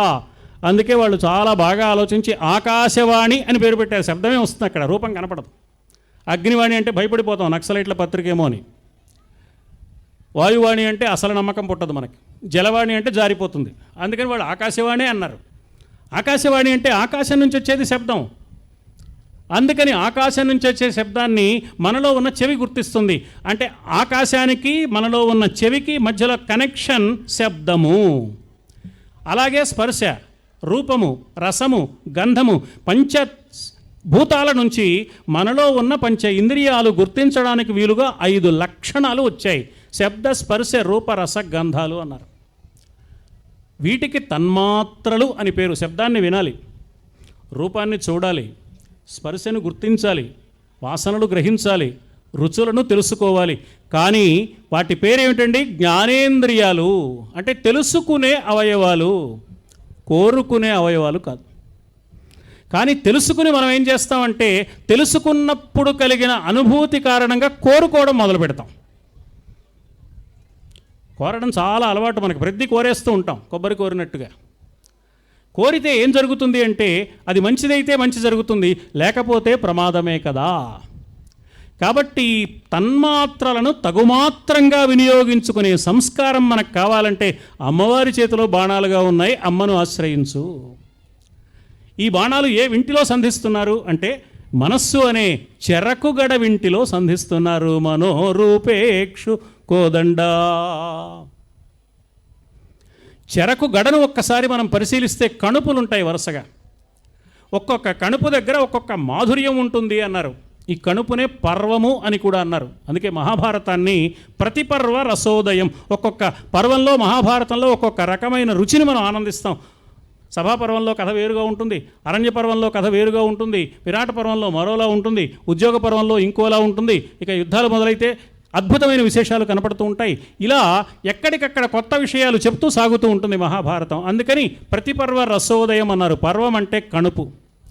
మన మనస్సులో కూడా అనుక్షణం రకరకాల భావాలు, వింతలు, విశేషాలు, వినోదాలు, విచిత్రాలు, కోరికలు, ఆలోచనలు, సంకల్పాలు, వికల్పాలు, ప్రతీకారాలు, అనురాగాలు అన్నీ పుడుతూనే ఉంటాయి. ఇవన్నీ హద్దుల్లోకి రావడానికి అమ్మవారి చేతిలో ఇక్షుకోదండంగా ఉన్నదయ్యా, గుర్తించు. అందుకని మనోరూపేక్షుకోదండ. అమ్మవారికి కరుణ మాత్రమే ఉన్నది కాబట్టి మనను ఎలా అయినా ప్రవర్తించవచ్చు అనుకోకుండా అమ్మవారి చేతిలో ఉన్న ఆయుధాలు కూడా గమనించండి అని చెప్పారు. ధృతపాశ అంకుశ పుష్పబాణ చాపం. ఇంకా ఎలా ఉన్నదండి అమ్మవారు అంటే, అమ్మవారిని మనం దర్శించినప్పుడు ఏ దేవతామూర్తి యొక్క చిత్రపటాన్ని చూసినా,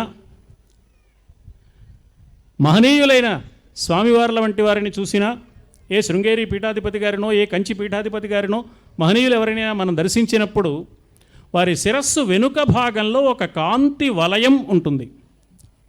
ఈ కాంతి వలయాన్ని ఆంగ్ల భాషలో ఆరా అంటారు. ఆంగ్ల భాషలో ఆరా అయిన దీనిలో ఏముందని తెలుగులో మనం ఆరా తీస్తే అందులో ఏమున్నాయో తెలుస్తుంది. ఏమున్నాయి అంటే అణిమాదిభిరావృతాం మయూఖై.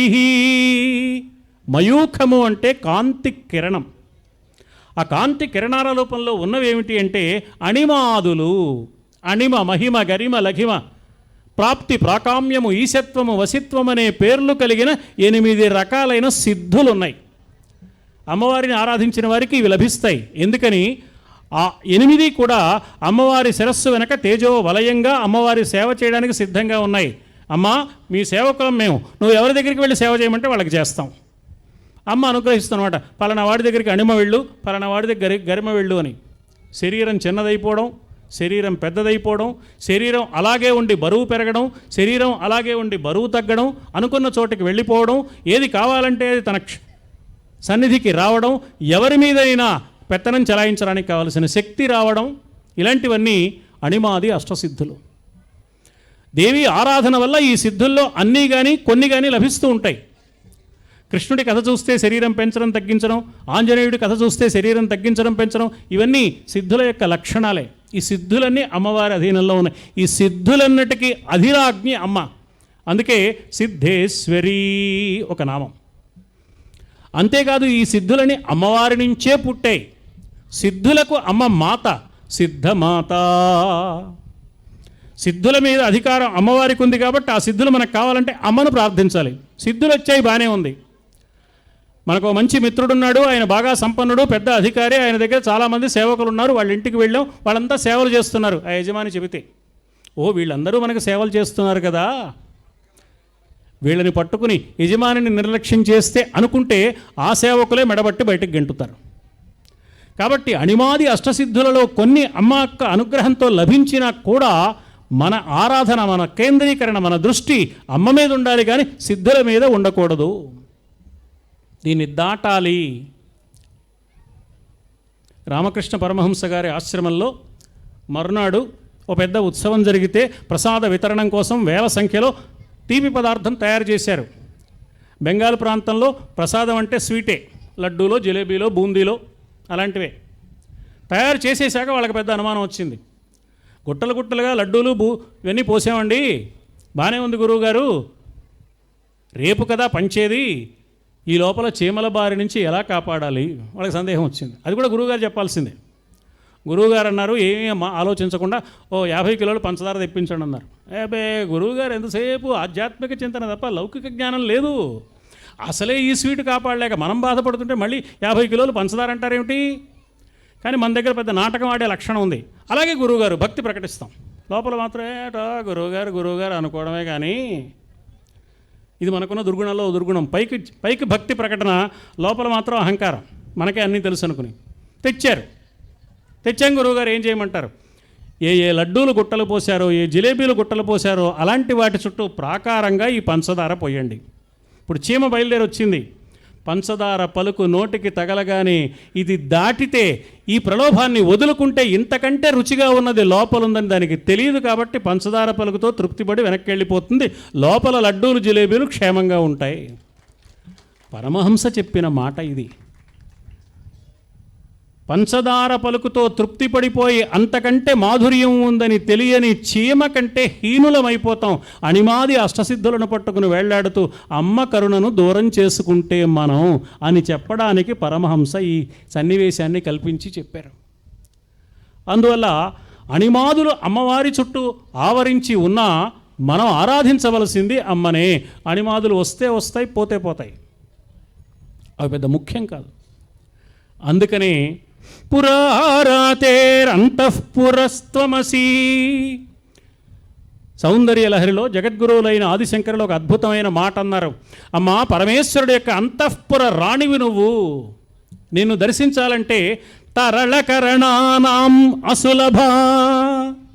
తరళకరణము కలిగిన వారు అంటే ఇంద్రియ నిగ్రహం లేనివారు, మనస్సుకు నిలకడ లేనివారు నిన్ను దర్శించలేరు, నిన్ను తెలుసుకోలేరు, నీ సన్నిధికి రాలేరు, నిన్ను అర్చించలేరు, ఆలోచనే రాదు వాళ్ళకి. అందుకని అమ్మను ఆరాధిస్తే మనస్సు నిలకడతనం కలిగి ఉండడం కాదు, నిలకడతనం ఉంటేనే అమ్మను ఆరాధించాలనిపిస్తుంది. అంటే అమ్మను ఆరాధించిన తరువాత కాదు, ఆరాధించాలనే ఆలోచన కలిగితే చాలు నిలకడతనం వస్తుందన్నమాట. అమ్మను ఆరాధిస్తే పుణ్యం రావడం కాదు, అసలు పుణ్యం చేసుకుంటేనే అమ్మను ఆరాధించాలని అనిపిస్తుంది అని మొదటి శ్లోకంలోనే జగద్గురువులు తెలియచేశారు.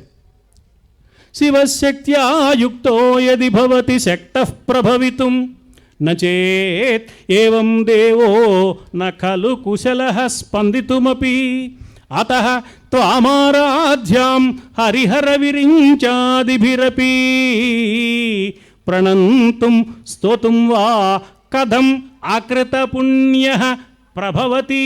పుణ్యం చేసుకోని వాడికి ఈ అవకాశం ఎలా వస్తుంది?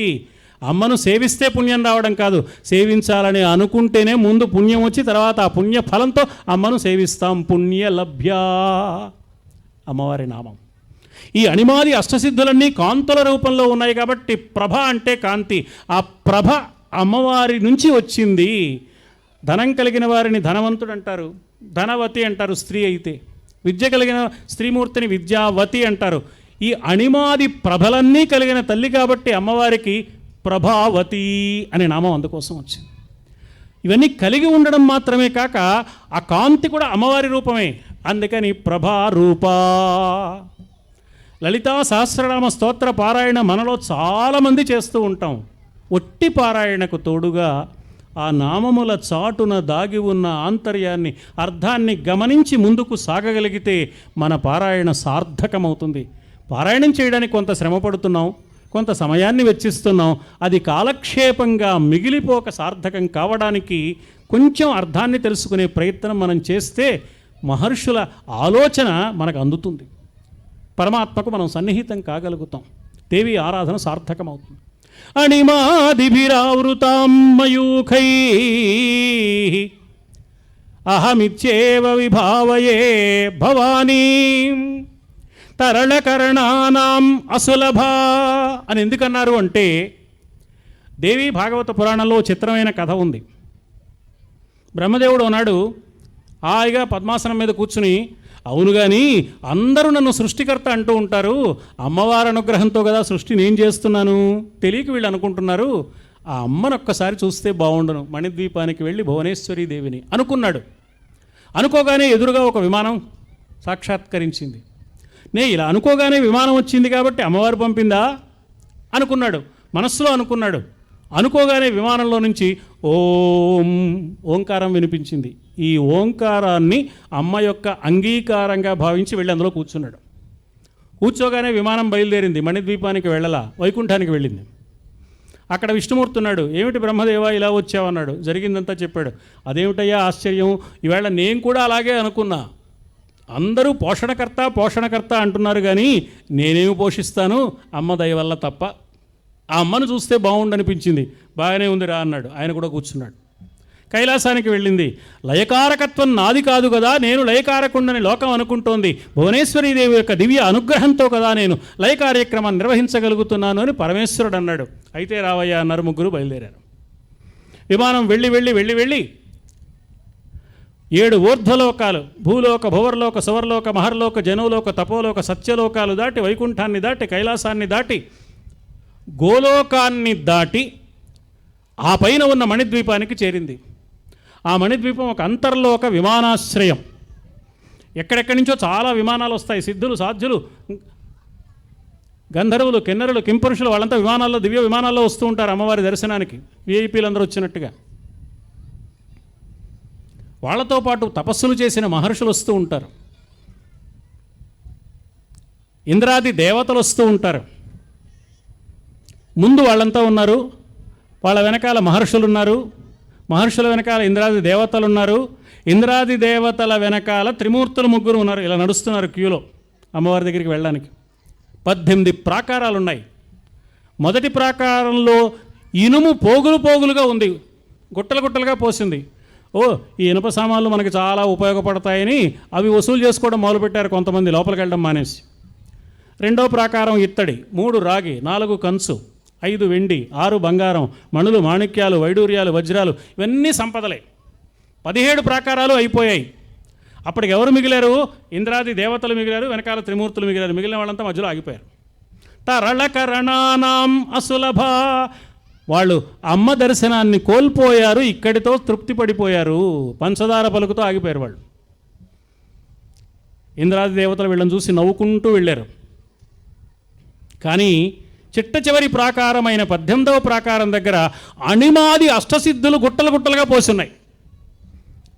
ఇంద్రుడు, వరుణుడు, అగ్ని, వాయుదేవుడు, దిక్పాలకులు వీళ్ళందరికీ ఏమనిపించిందంటే, రాక్షసుల వల్ల నానా బాధలు పడుతున్నాం కదా, ఈ అష్టసిద్ధులు మనకుంటే సౌకర్యం, ఇవి ఏరుకుందాం అనుకున్నారు. ఆ జాసలో పడిపోయారు. వాళ్ళని చూసి నవ్వుకుంటూ త్రిమూర్తులు ముగ్గురు మాత్రమే లోపలికి వెళ్ళారు అమ్మ దర్శనం పొందడానికి. వెళ్ళారు, బాగానే ఉంది. అలా వెళ్ళిన తర్వాత అక్కడ ఒక ప్రత్యేకమైన ప్రదేశంలో ఒక సింహాసనం మీద ఆసీనురాలై ఉంది తల్లి. ఆ గదిలోకి అడుగు పెట్టాలి. గడప దాటి ఒక కాలు పెట్టాడు బ్రహ్మదేవుడు. రెండో కాలు తీసుకునే లోపల బ్రహ్మదేవుడు కాస్త స్త్రీమూర్తిగా మారిపోయాడు. కొంచెం సిగ్గుపడ్డాడు, ఇబ్బంది పడ్డాడు. విష్ణుమూర్తి, శివుడు ఆయన చూసి నవ్వారు, భలే అయిందిలే నీకని. వెనకాల విష్ణుమూర్తి అడుగు పెట్టాడు, ఆయన పరిస్థితి అదే. ఆ తర్వాత శివుడు, ఆయన పరిస్థితి అదే. ఇదేమిట్రా ఇలా అయింది? తిరిగి ఇంటికి వెళ్ళిన తర్వాత మన పరిస్థితి ఏమిటి? ఆ సంగతి సరే, ఇప్పుడు అసలు ఎందుకు వచ్చాం, ముందు చూద్దాం అన్నాడు విష్ణుమూర్తి. కంగారు పడద్దు, ఆలోచిస్తే ఇది కూడా అమ్మ అనుగ్రహమే. పురుష రూపం కాకుండా స్త్రీ రూపంతో ఉంటే అమ్మకు మరింత సన్నిహితంగా చేరి అమ్మను సేవించుకునే మహద్భాగ్యం ప్రసాదించడం కోసం అమ్మ మనకు ఈ చిత్రమైన స్త్రీమూర్తి రూపాలను అనుగ్రహించింది అని మొదట తెలుసుకున్నాడు విష్ణుమూర్తి. ముగ్గురులోకి తెలివైనవాడు కాబట్టి ఆయన అమ్మను ప్రార్థించాడు. సృష్ట్వాఖిలం జగదిదం సదసత్స్వరూపం. దేవీ భాగవతంలో మణిద్వీపంలో భువనేశ్వరీదేవి సందర్శనం చేసిన సమయంలో త్రిమూర్తులు ముగ్గురు శ్రీ మహావిష్ణువు సమర్పించుకున్న ప్రార్థన ఇది. సృష్ట్వాఖిలం జగదిదం సదసత్స్వరూపం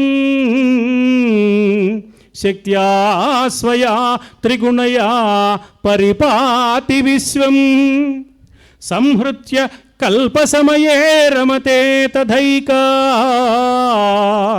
తాం సర్వ విశ్వజననీం మనసా స్మరామి. సృష్ట్వా అఖిలం జగత్ ఇదం. ఈ సమస్తమైన ప్రపంచాన్ని నువ్వే సృష్టించావమ్మా. ఎలా సృష్టించావు? సత్పదార్థంలో కొంత మాయ కలిపి సృష్టించావు. సత్పదార్థంలో కొంత మాయ కలిపాడు పరమాత్మ. అమ్మవారు ఆ పని చేసిందనమాట. ఎందుకు మాయ కలపాలి అంటే, మాయ లేకపోతే అమ్మే ఉంటుంది, మనం ఉండం, ప్రపంచం ఉండదు, కొండలు గుట్టలు నదులు లోయలు ఉండవు. బంగారంలో ఎంతో కొంత రాగి కలిపితే కానీ ఆభరణం ఎలా తయారు కాదో, సత్పదార్థంలో కొంత మాయాశక్తిని కలిపినప్పుడు మాత్రమే ప్రపంచం సృష్టింపబడుతుంది. అందుకోసం కొంత మాయ కలపాలి. రాగి ఎంత కలపాలో అంతే కలిపితే అందమైన ఆభరణం వస్తుంది. ఎక్కువ కలిపితే కొనుక్కున్నవాడు బైరాగి అవుతాడు, వాడు నష్టపోతాడు. ఎంత కలపాలో అమ్మకు బాగా తెలుసు. మాయ ఎంత జోడించాలో అంతవరకు తెలుసు. అంత మేరకు అమ్మను ఆరాధించే మాయ నుంచి బయటపడి పరమాత్మను దర్శిస్తాడు సాధకుడైన వాడు. అందుకని సృష్ట్వాఖిలం జగదిదం సదసత్స్వరూపం. ఆ తర్వాత నువ్వు చేసిన పని ఏమిటి అంటే, ఎందుకన్నాడు శ్రీ మహావిష్ణువు ఈ మాట అంటే, ముగ్గురు అక్కడికి వెళ్ళి అమ్మ దగ్గర కూర్చున్న తర్వాత అమ్మ అన్నది, నాయనా బ్రహ్మదేవ, సృష్టి కార్యక్రమం సాగిస్తున్నావు కదా అంది. అవునమ్మా సాగిస్తున్నాను, ఈ శక్తి నీ నుంచి వస్తోంది, నువ్వు ఎప్పుడు ఆపేస్తావో తెలీదు అన్నాడు. నేనేం కావాలి? విష్ణుమూర్తి అలాగే అన్నాడు, శివుడు అలాగే అన్నాడు. అమ్మ తనలో నుంచి ఒక రాజసీ శక్తిని సరస్వతిగా సృష్టించి బ్రహ్మదేవుడికి అప్పగించి, రాజసీ శక్తి అయిన నాలోని ఈ సరస్వతి సహకారంతో సృష్టి చేయవయ్యా, నాలోని సాత్వికీ శక్తి అయిన ఈ లక్ష్మి యొక్క సహకారంతో నువ్వు పోషణ కార్యక్రమం నిర్వహించు, నాలోని తామసీ శక్తి అయిన ఈ పార్వతి యొక్క సహకారంతో నువ్వు లయ కార్యక్రమాన్ని సాగించు. బ్రహ్మదేవుడి రూపంలో, విష్ణుమూర్తి రూపంలో, పరమేశ్వరుడి రూపంలో చేస్తున్నది నేనేనని మీకు తెలుసు కదా. అదే లలితా సహస్రనామ స్తోత్రంలో మనకు కనిపించే మాట, సృష్టికర్త్రి బ్రహ్మరూప గోప్త్రి గోవింద రూపిణి సంహారిణి రుద్రరూప తిరోధానకరి ఈశ్వరి సదాశివ అనుగ్రహద పంచకృత్య పరాయణ. 5 రకాలైన పనులు అమ్మవారు చేస్తోంది. సృష్టి, స్థితి, లయము, తిరోధానము, అనుగ్రహము. సృష్టి అంటే కొంత అర్థమవుతోంది, స్థితి అర్థమవుతోంది, లయం అర్థమవుతోంది, అనుగ్రహం కూడా అర్థమవుతున్నట్టే ఉంది. తిరోధానం అర్థం కావట్లేదు మనకి, కొత్తగా ఉంది. తిరోధానం అంటే ఏం లేదు, విత్తనం పెట్టాము, భూమిలో చెట్టు వచ్చింది. ఇది సృష్టి. ఈ చెట్టు సారమంతా మళ్ళీ పండులోకి పెడుతుంది. ఆ పండులోని విత్తనం భూమి మీద పెడితే మళ్ళీ కొత్త చెట్టు వస్తుంది. విత్తనంలో నుంచి చెట్టు రావడం సృష్టి అయితే, చెట్టు సారం పండులోని విత్తనంలోకి వెళ్ళిపోవడం మన కంటికి కనిపించేది కాదు. అది తిరోధానం. ఈ పని కూడా అమ్మే చేస్తోంది. లేకపోతే సృష్టి ఆగిపోతుంది. ఆ చెట్టు ఎండిపోయాక ఇంకో చెట్టు వచ్చే అవకాశం లేకుండా పోతుంది. సృష్టి నిరంతరాయంగా కొనసాగించడానికి కావాల్సిన అద్భుతమైన ప్రక్రియ తిరోధానం. ఇది కూడా అమ్మవారే చేస్తోంది. అందుకని శక్త్యా స్వయా త్రిగుణయా పరిపాతి విశ్వం. నీ త్రిగుణాలను సాత్వికి, రాజసీ, తామసీ శక్తులుగా మార్చి మాకు సహకారంగా అనుగ్రహించి మా చేత ఈ కార్యక్రమాన్ని నడిపింపచేస్తున్నావమ్మా. లోకాన్ని పరిపాలిస్తున్నది విష్ణుమూర్తిని ప్రపంచం అనుకుంటోంది తెలియక. సంహృత్య కల్ప సమయే రమతే తథైకా. కల్పాంతంలో లయ కార్యక్రమాన్ని కూడా నీవే నిర్వహిస్తున్నావు కదా, అలాంటి నీకు నమస్కరిస్తున్నాను తల్లి అన్నాడు. ఈ మాటలు లలితా సహస్రనామ స్తోత్రంలో నామాలుగా ఉంటే, అమ్మవారు కేవలము తన కంటి కదలికల ద్వారా బ్రహ్మ విష్ణు మహేశ్వరులకు ఆజ్ఞలు జారీ చేస్తోంది అని దేవీ భాగవత పురాణంలోని ఆంతర్యాన్ని, అందుకే వాళ్ళందరూ నిరంతరం అమ్మవారి పాదపీఠం దగ్గర కూర్చొని అర్చన చేస్తూ ఉంటారు. ఇందాక చెప్పుకున్నాం, ముకుంద బ్రహ్మేంద్ర స్ఫుటమకుట నీరాజిత పదం అన్నారు సౌందర్య లహరిలో ఆదిశంకరులు. అమ్మవారి పాదాలు అలాంటివి అని ఈ విషయాన్ని ఇంకో సన్నివేశం కల్పించి కూడా చెప్పారు సౌందర్య లహరిలోనే ఆయన. అమ్మవారు సింహాసనం మీద కూర్చుంది, సేవలు జరుగుతున్నాయి, బ్రహ్మాది దేవతలంతా ఉన్నారు, శ్రీ మహావిష్ణువు ఉన్నాడు. ఇలా జరుగుతూ ఉండగా అమ్మవారి భర్త అయిన కామేశ్వరుడు ఇంటికి తిరిగి వచ్చాడు. ఎవరినో పంపించి ఆయన కాఫీ కావాలేమో చూడు, ఆఫీసులోనే తాగొచ్చాడేమో కనుక్కో అనలేదు అమ్మవారు. తానే లేచి వెళ్ళడానికి సిద్ధపడింది, స్వయంగా భర్తకు సేవలు చేయడానికి. ఎందుకని? ఆమె సదాశివ పతివ్రత, సాధ్వి, అది ఆమె లక్షణం. లేవబోతుంటే చుట్టూ ఉన్న పరిచారకులు, అమ్మ హడావిడిగా అలా లేవద్దమ్మా, కొంచెం చూసిలే, ఇక్కడ బ్రహ్మదేవుడు శిరస్సు వంచి తన కిరీటంతో సహా నీ పాదాలకు శిరస్సు వంచి నమస్కారం చేస్తున్నాడమ్మా, ఆ కిరీటంలోని మణులు నీ పాదాలకు గుచ్చుకునేనేమో, నొచ్చుకునేనేమో, కొంచెం ఆ పక్కకి రామ్మా. కిరీటం వైరించం, విరించి అంటే బ్రహ్మ, వైరించం కిరీటం అంటే బ్రహ్మదేవుడి కిరీటం. కిరీటం వైరించం పరిహర, అది తగలకుండా జాగ్రత్తగా రామ్మ. మరీ ఈ పక్కకు వస్తావేమో. కిరీటం వైరించం పరిహర పురః కైటభిద, అక్కడ విష్ణుమూర్తి నమస్కారం చేస్తున్నాడమ్మా, ఆయన శిరస్సులో కూడా కిరీటం ఉంది, అందులో కూడా మణులు ఉన్నాయి, అవి గుచ్చుకుంటాయి, మరీ ఆ చివరికి వెళ్ళకు. కిరీటం వైరించం పరిహర పురః కైటభిద కఠోరే కోటీరే స్ఖలసి జహి జంభారి మకుటం. ఆ ముందు దేవేంద్రుడు నమస్కరిస్తున్నాడు, ఆయన కిరీటం ఉంది అని. ఇలా నీ పరిచారికలు చేసే అద్భుతమైన ఈ మాటలు మాకు క్షేమాన్ని కలిగించుగాక. అంటే బ్రహ్మేంద్రాది దేవతలకు తల్లి అయిన అమ్మను మనం ఆరాధిస్తున్నాం. మనం ఆరాధిస్తున్నది ఎవరిని అంటే విడివిడి దేవతలు అక్కర్లేకుండా సమస్త దేవతా స్వరూపిణి అయిన అమ్మను ఈ 9 రోజుల్లో ఆరాధించుకునే అద్భుతమైన అవకాశం మనకు వచ్చింది. కాబట్టి ఇవి శరన్నవరాత్రులు అంటే కేవలం 9 రోజులు మాత్రమే కాదు, ఇక నుంచి మన జీవితాలలో కొత్తవైన రోజులు సుమా. ఇప్పటి వరకు జరిగిన జీవితం వేరు, సాధన సాగిన తర్వాత జరిగే జీవితం వేరు. కొత్త జీవితాన్ని మనకి ఇస్తున్నది అమ్మ అని చెప్పడానికి నవరాత్రులు అన్నారు. నవనీతం అంటే కూడా అర్థం అదే. కృష్ణుడికి నవనీతం ఇష్టం అండి, వెన్నముద్ద అంటే ఏవో కొన్ని ఇష్టమైతే, జంతికలు ఇష్టమో అరిసెలు ఇష్టమైతే మనలాంటి వాడే అయిపోతాడు దేవుడు కూడా. నవనీతం అంటే అప్పుడే తీయబడింది. దైవాన్ని మనం ఆరాధించే సమయంలో మన మనస్సులో భావన యాంత్రికం అయిపోకూడదు. ఇవాళకి లలితా సహస్రనామం చదివేశాం, పని అయిపోయింది, అమ్మయ్య ఇక టిఫిన్ చేయొచ్చు అనుకుంటే ఆ చేయడం అనవసరం. ఎప్పటికప్పుడు నిత్యనూతనంగా కొత్తదైన అనుభూతితో ఇంకా అమ్మను స్మరిస్తున్నానే, ఇంకా అమ్మను తలుచుకుంటున్నానే, ఈ అనుభూతి ఉన్నంతవరకే ఆ సాధన సాగినట్టు. అది నవనీతం. నవరాత్రి అంటే కూడా అదే, దివ్యమైన కొత్త జీవితాన్ని మనకు అనుగ్రహించే అద్భుతమైన పర్వ ఈ 9 రోజుల్లో మనకు కనపడుతోంది. కాబట్టి ఆ భావంతో కిరీటం వైరించం పరిహర పురః కైటభవిదః కఠోరే కోటీరే స్ఖలసి జహి జంభారి మకుటం ప్రణమ్రే శ్వేతేషు ప్రసభముపయాతస్య భవనం భవస్య అభ్యుత్థానే తవ పరిజనోక్తి విజయతే. నీ పరిచారకులు చెప్పే ఈ మాటలు మాకు విజయాన్ని కలిగిస్తాయమ్మా. అదిగో అటువంటిది అమ్మవారి పాదపీఠం.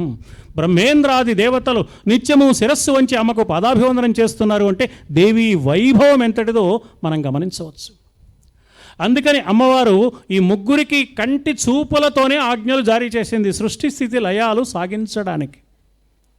ఆ మాట కూడా జగద్గురువులైన ఆదిశంకరులు దేవీ భాగవత కథలోని అద్భుతమైన స్తోత్రంగా అనుగ్రహించారు మనకి సౌందర్య లహరిలో.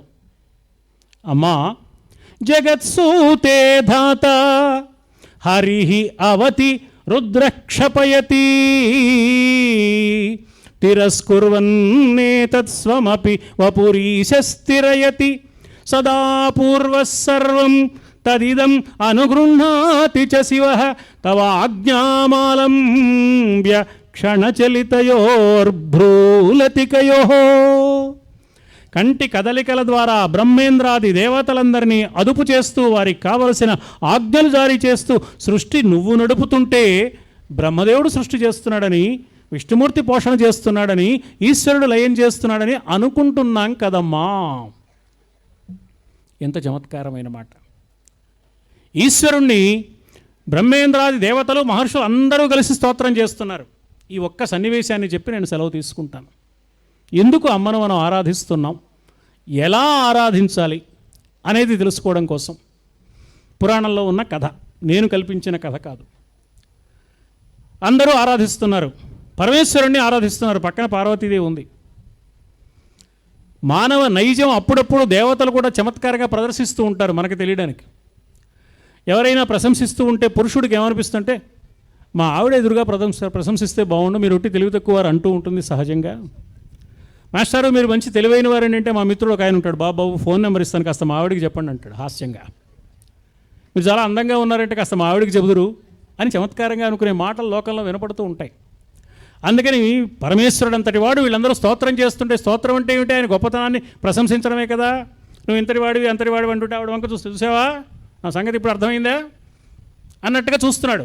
ఆవిడ అవునండి నిజమే, మీరు చాలా గొప్పవారు, వీళ్ళంతా ఇప్పుడు గుర్తించారు కానీ నేను ఎప్పుడో గుర్తించా, అందుకే మిమ్మల్ని కట్టుకున్నా, నేను తెలివైందని. వీళ్ళంతా ఇప్పుడు గుర్తించి ప్రశంసిస్తున్నారు, నేను ముందే గుర్తించా, ఇంతటి వాడు భర్తగా ఉంటే బాగుండని కదా మిమ్మల్ని చేసుకున్నది అన్నట్టుగా చూస్తుంది ఆవిడ. ఒక్కొక్క ప్రశంస వీళ్ళు చేస్తున్నారు. చేస్తూ చేస్తూ ఓ మాట అన్నారు, భవాన్ మృత్యుంజయో దేవ శూలపాణి స్త్రిలోచన పాదాహతస్త్వయా మృత్యు కామ నేత్రాగ్నినా హతః. భవాన్ మృత్యుంజయో దేవ, నువ్వు మృత్యుంజయుడివయ్యా అన్నారు. యముణ్ణి తరిమేశావు కదా, మన్మధుడిని మూడో కంటితో భస్మం చేశావు కదా, నువ్వు చాలా గొప్పవాడివి, నువ్వు చాలా గొప్పవాడివి. మిగతా అన్ని మాటలు అంటున్నప్పుడు పరమేశ్వరుడు తన వంక చూస్తున్నప్పుడు ఆమోదపూర్వకంగా ఆనందాన్ని వ్యక్తం చేసి అవునన్న పార్వతి, మృత్యుంజయుడు అన్నప్పుడు కూడా చూశాడు శివుడు, ఆవిడ ఒప్పుకోలా, ఇలా తల దించు కూర్చుంది. మృత్యుంజయుడు అంటారేమిటి, మీరు ఎప్పుడు మృత్యుంజయుడు అయ్యారు కనుక అన్నట్టుగా అందరి ముందు శివుడికి కొంచెం కష్టం కలిగింది. అదేమిటి పార్వతి, అవునండి వీళ్ళు తెలియక అనుకుంటే అనుకున్నారు, మీరు ఎప్పుడు మృత్యుంజయుడయ్యారు?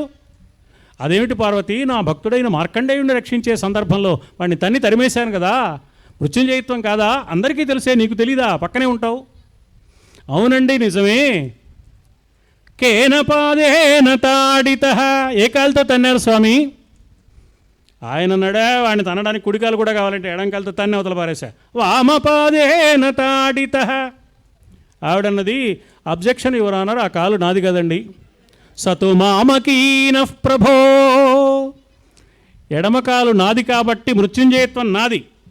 నా ప్రశంసని, నా గొప్పతనాన్ని, నా గౌరవాన్ని మీ ఖాతాలో వేసుకుంటున్నారు, వాళ్ళు కూడా తెలియక అంటే మీరు కూడా ఒప్పుకుంటున్నారు, న్యాయమేనా? అందుకనే ఆమోదించాలా అంది. అంటే అమ్మవారే మృత్యుంజయత్వాన్ని కలిగి ఉన్నది. అమ్మవారికి అయ్యవారికి భేదం లేదు. చెరొక కాలు ఉన్నప్పుడు కాసేపు ఎన్నికల్లో పార్టీ ఫిరాయించడం అనే విషయాన్ని ప్రసంగ ప్రారంభంలో చెప్పుకున్నాం కాబట్టి చివరిలో కూడా మళ్ళీ చెప్పుకుందాం. అమ్మవారి పార్టీలోంచి అయ్యవారి పార్టీలోకి ఫిరాయిద్దాం. మనం అయ్యవారి పార్టీలో చేరి అమ్మవారి భక్తుల్ని అడుగుదాం. అయ్యవారి భక్తులకి అమ్మవారి భక్తులకి భేదం, కానీ అమ్మవారికి అయ్యవారికి భేదం లేదు. అది మనకు తెలియని రహస్యం. శివుడికి కేశవుడికి భేదం లేదు. వాళ్ళ భక్తులు మాత్రం కొట్టుకుంటూ ఉంటారు. తెలివి తక్కువతనం. వాళ్ళిద్దరు ఒకటే. అలాగే అమ్మవారు అయ్యవారు ఒకటే. అందుకని కాసేపు అయ్యవారి పార్టీలో చేరి అమ్మవారి భక్తుల్ని ప్రశ్నించాలి. అయ్యా, తన్నింది ఎడమకాలు బాగానే ఉంది, ఎవరినైనా ఎడమకాలితో చాచిపెట్టి తన్నాలంటే కుడికాలు గాల్లో పెట్టి తన్నమనండి చూద్దాం. తన్నింది ఎడమకాలే అయినా ఎడమకాలికి ఊతమివ్వడానికి కాలు గట్టిగా నేల మీద ఊనిక చేసి నిలిచి ఎడమకాలు తన్నడానికి సహకరించింది కుడికాలు కాదా? ఇప్పుడు ఎవరిని ఆరాధించాలి? కుడికాలిని ఆరాధించాలి, ఎడమకాలుని ఆరాధించాలి. అర్ధనారీశ్వర తత్వాన్ని మనం అర్చించవలసిన అవసరం ఉన్నది. సృష్టి మొత్తంలో స్త్రీలు తక్కువ పురుషులు ఎక్కువ, స్త్రీలు ఎక్కువ పురుషులు తక్కువ, ఈ భేదము లేనే లేదని, ఒకే ఒక్క దివ్యశక్తి స్త్రీ పురుష రూపాలుగా ఆవిర్భవించిందనే పరమాద్భుతమైన సత్యాన్ని చెప్పి మన సాంసారిక జీవనాలు సవ్యంగా, ప్రశాంతంగా, ధర్మబద్ధంగా, ఆనందసందాయకంగా సాగడానికి అమ్మ ఇచ్చిన అనుగ్రహం ఈ దివ్యమైన వాంగ్మయ సంపద. ఆ సంపదను అవగాహన చేసుకుంటూ అమ్మను అర్చించుకుంటూ ఈ నవరాత్రుల్లో అమ్మతత్వాన్ని ఎంతో కొంత మన మనస్సులోకి ప్రవేశపెట్టుకునే ప్రయత్నం మనం చేస్తే ఇవి వేడుకలుగా మిగిలిపోక వేద సర్వస్వంగా రూపొందుతాయి. కాలక్షేపంగా ఆగిపోక కర్తవ్యానికి కరదీపికలవుతాయి. ఈ ఉత్సవాలు మనలో ఉత్తమమైన దివ్య స్థితికి కారణమవుతాయి. అలాంటి శక్తియుక్తులను, సంస్కార బలాన్ని మీకు, మాకు, మనకందరికీ ప్రసాదించవలసిందని జ్ఞానస్వరూపిణి అయిన గాయత్రీదేవి రూపంలో ఉన్న లలితా పరాభట్టారిక మహాత్రిపుర సుందరదేవిని ప్రార్థిస్తూ, సర్వమంగళమాంగళ్యే శివే సర్వార్థసాధికే శరణ్యే త్ర్యంబకే దేవి నారాయణి నమోస్తుతే. స్వస్తి సర్వేషాం సమస్త సన్మంగళాని.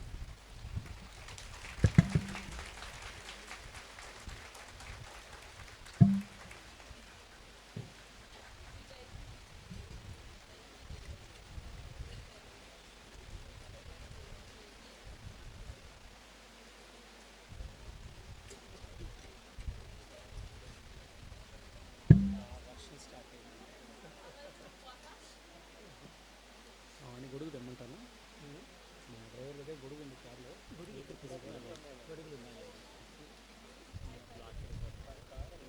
అది ఫస్ట్ ఇంటికి వస్తాను. సీజన్ కదా, రోజు పొద్దున పూట ఎండగా రాత్రి వర్షం వస్తుంది.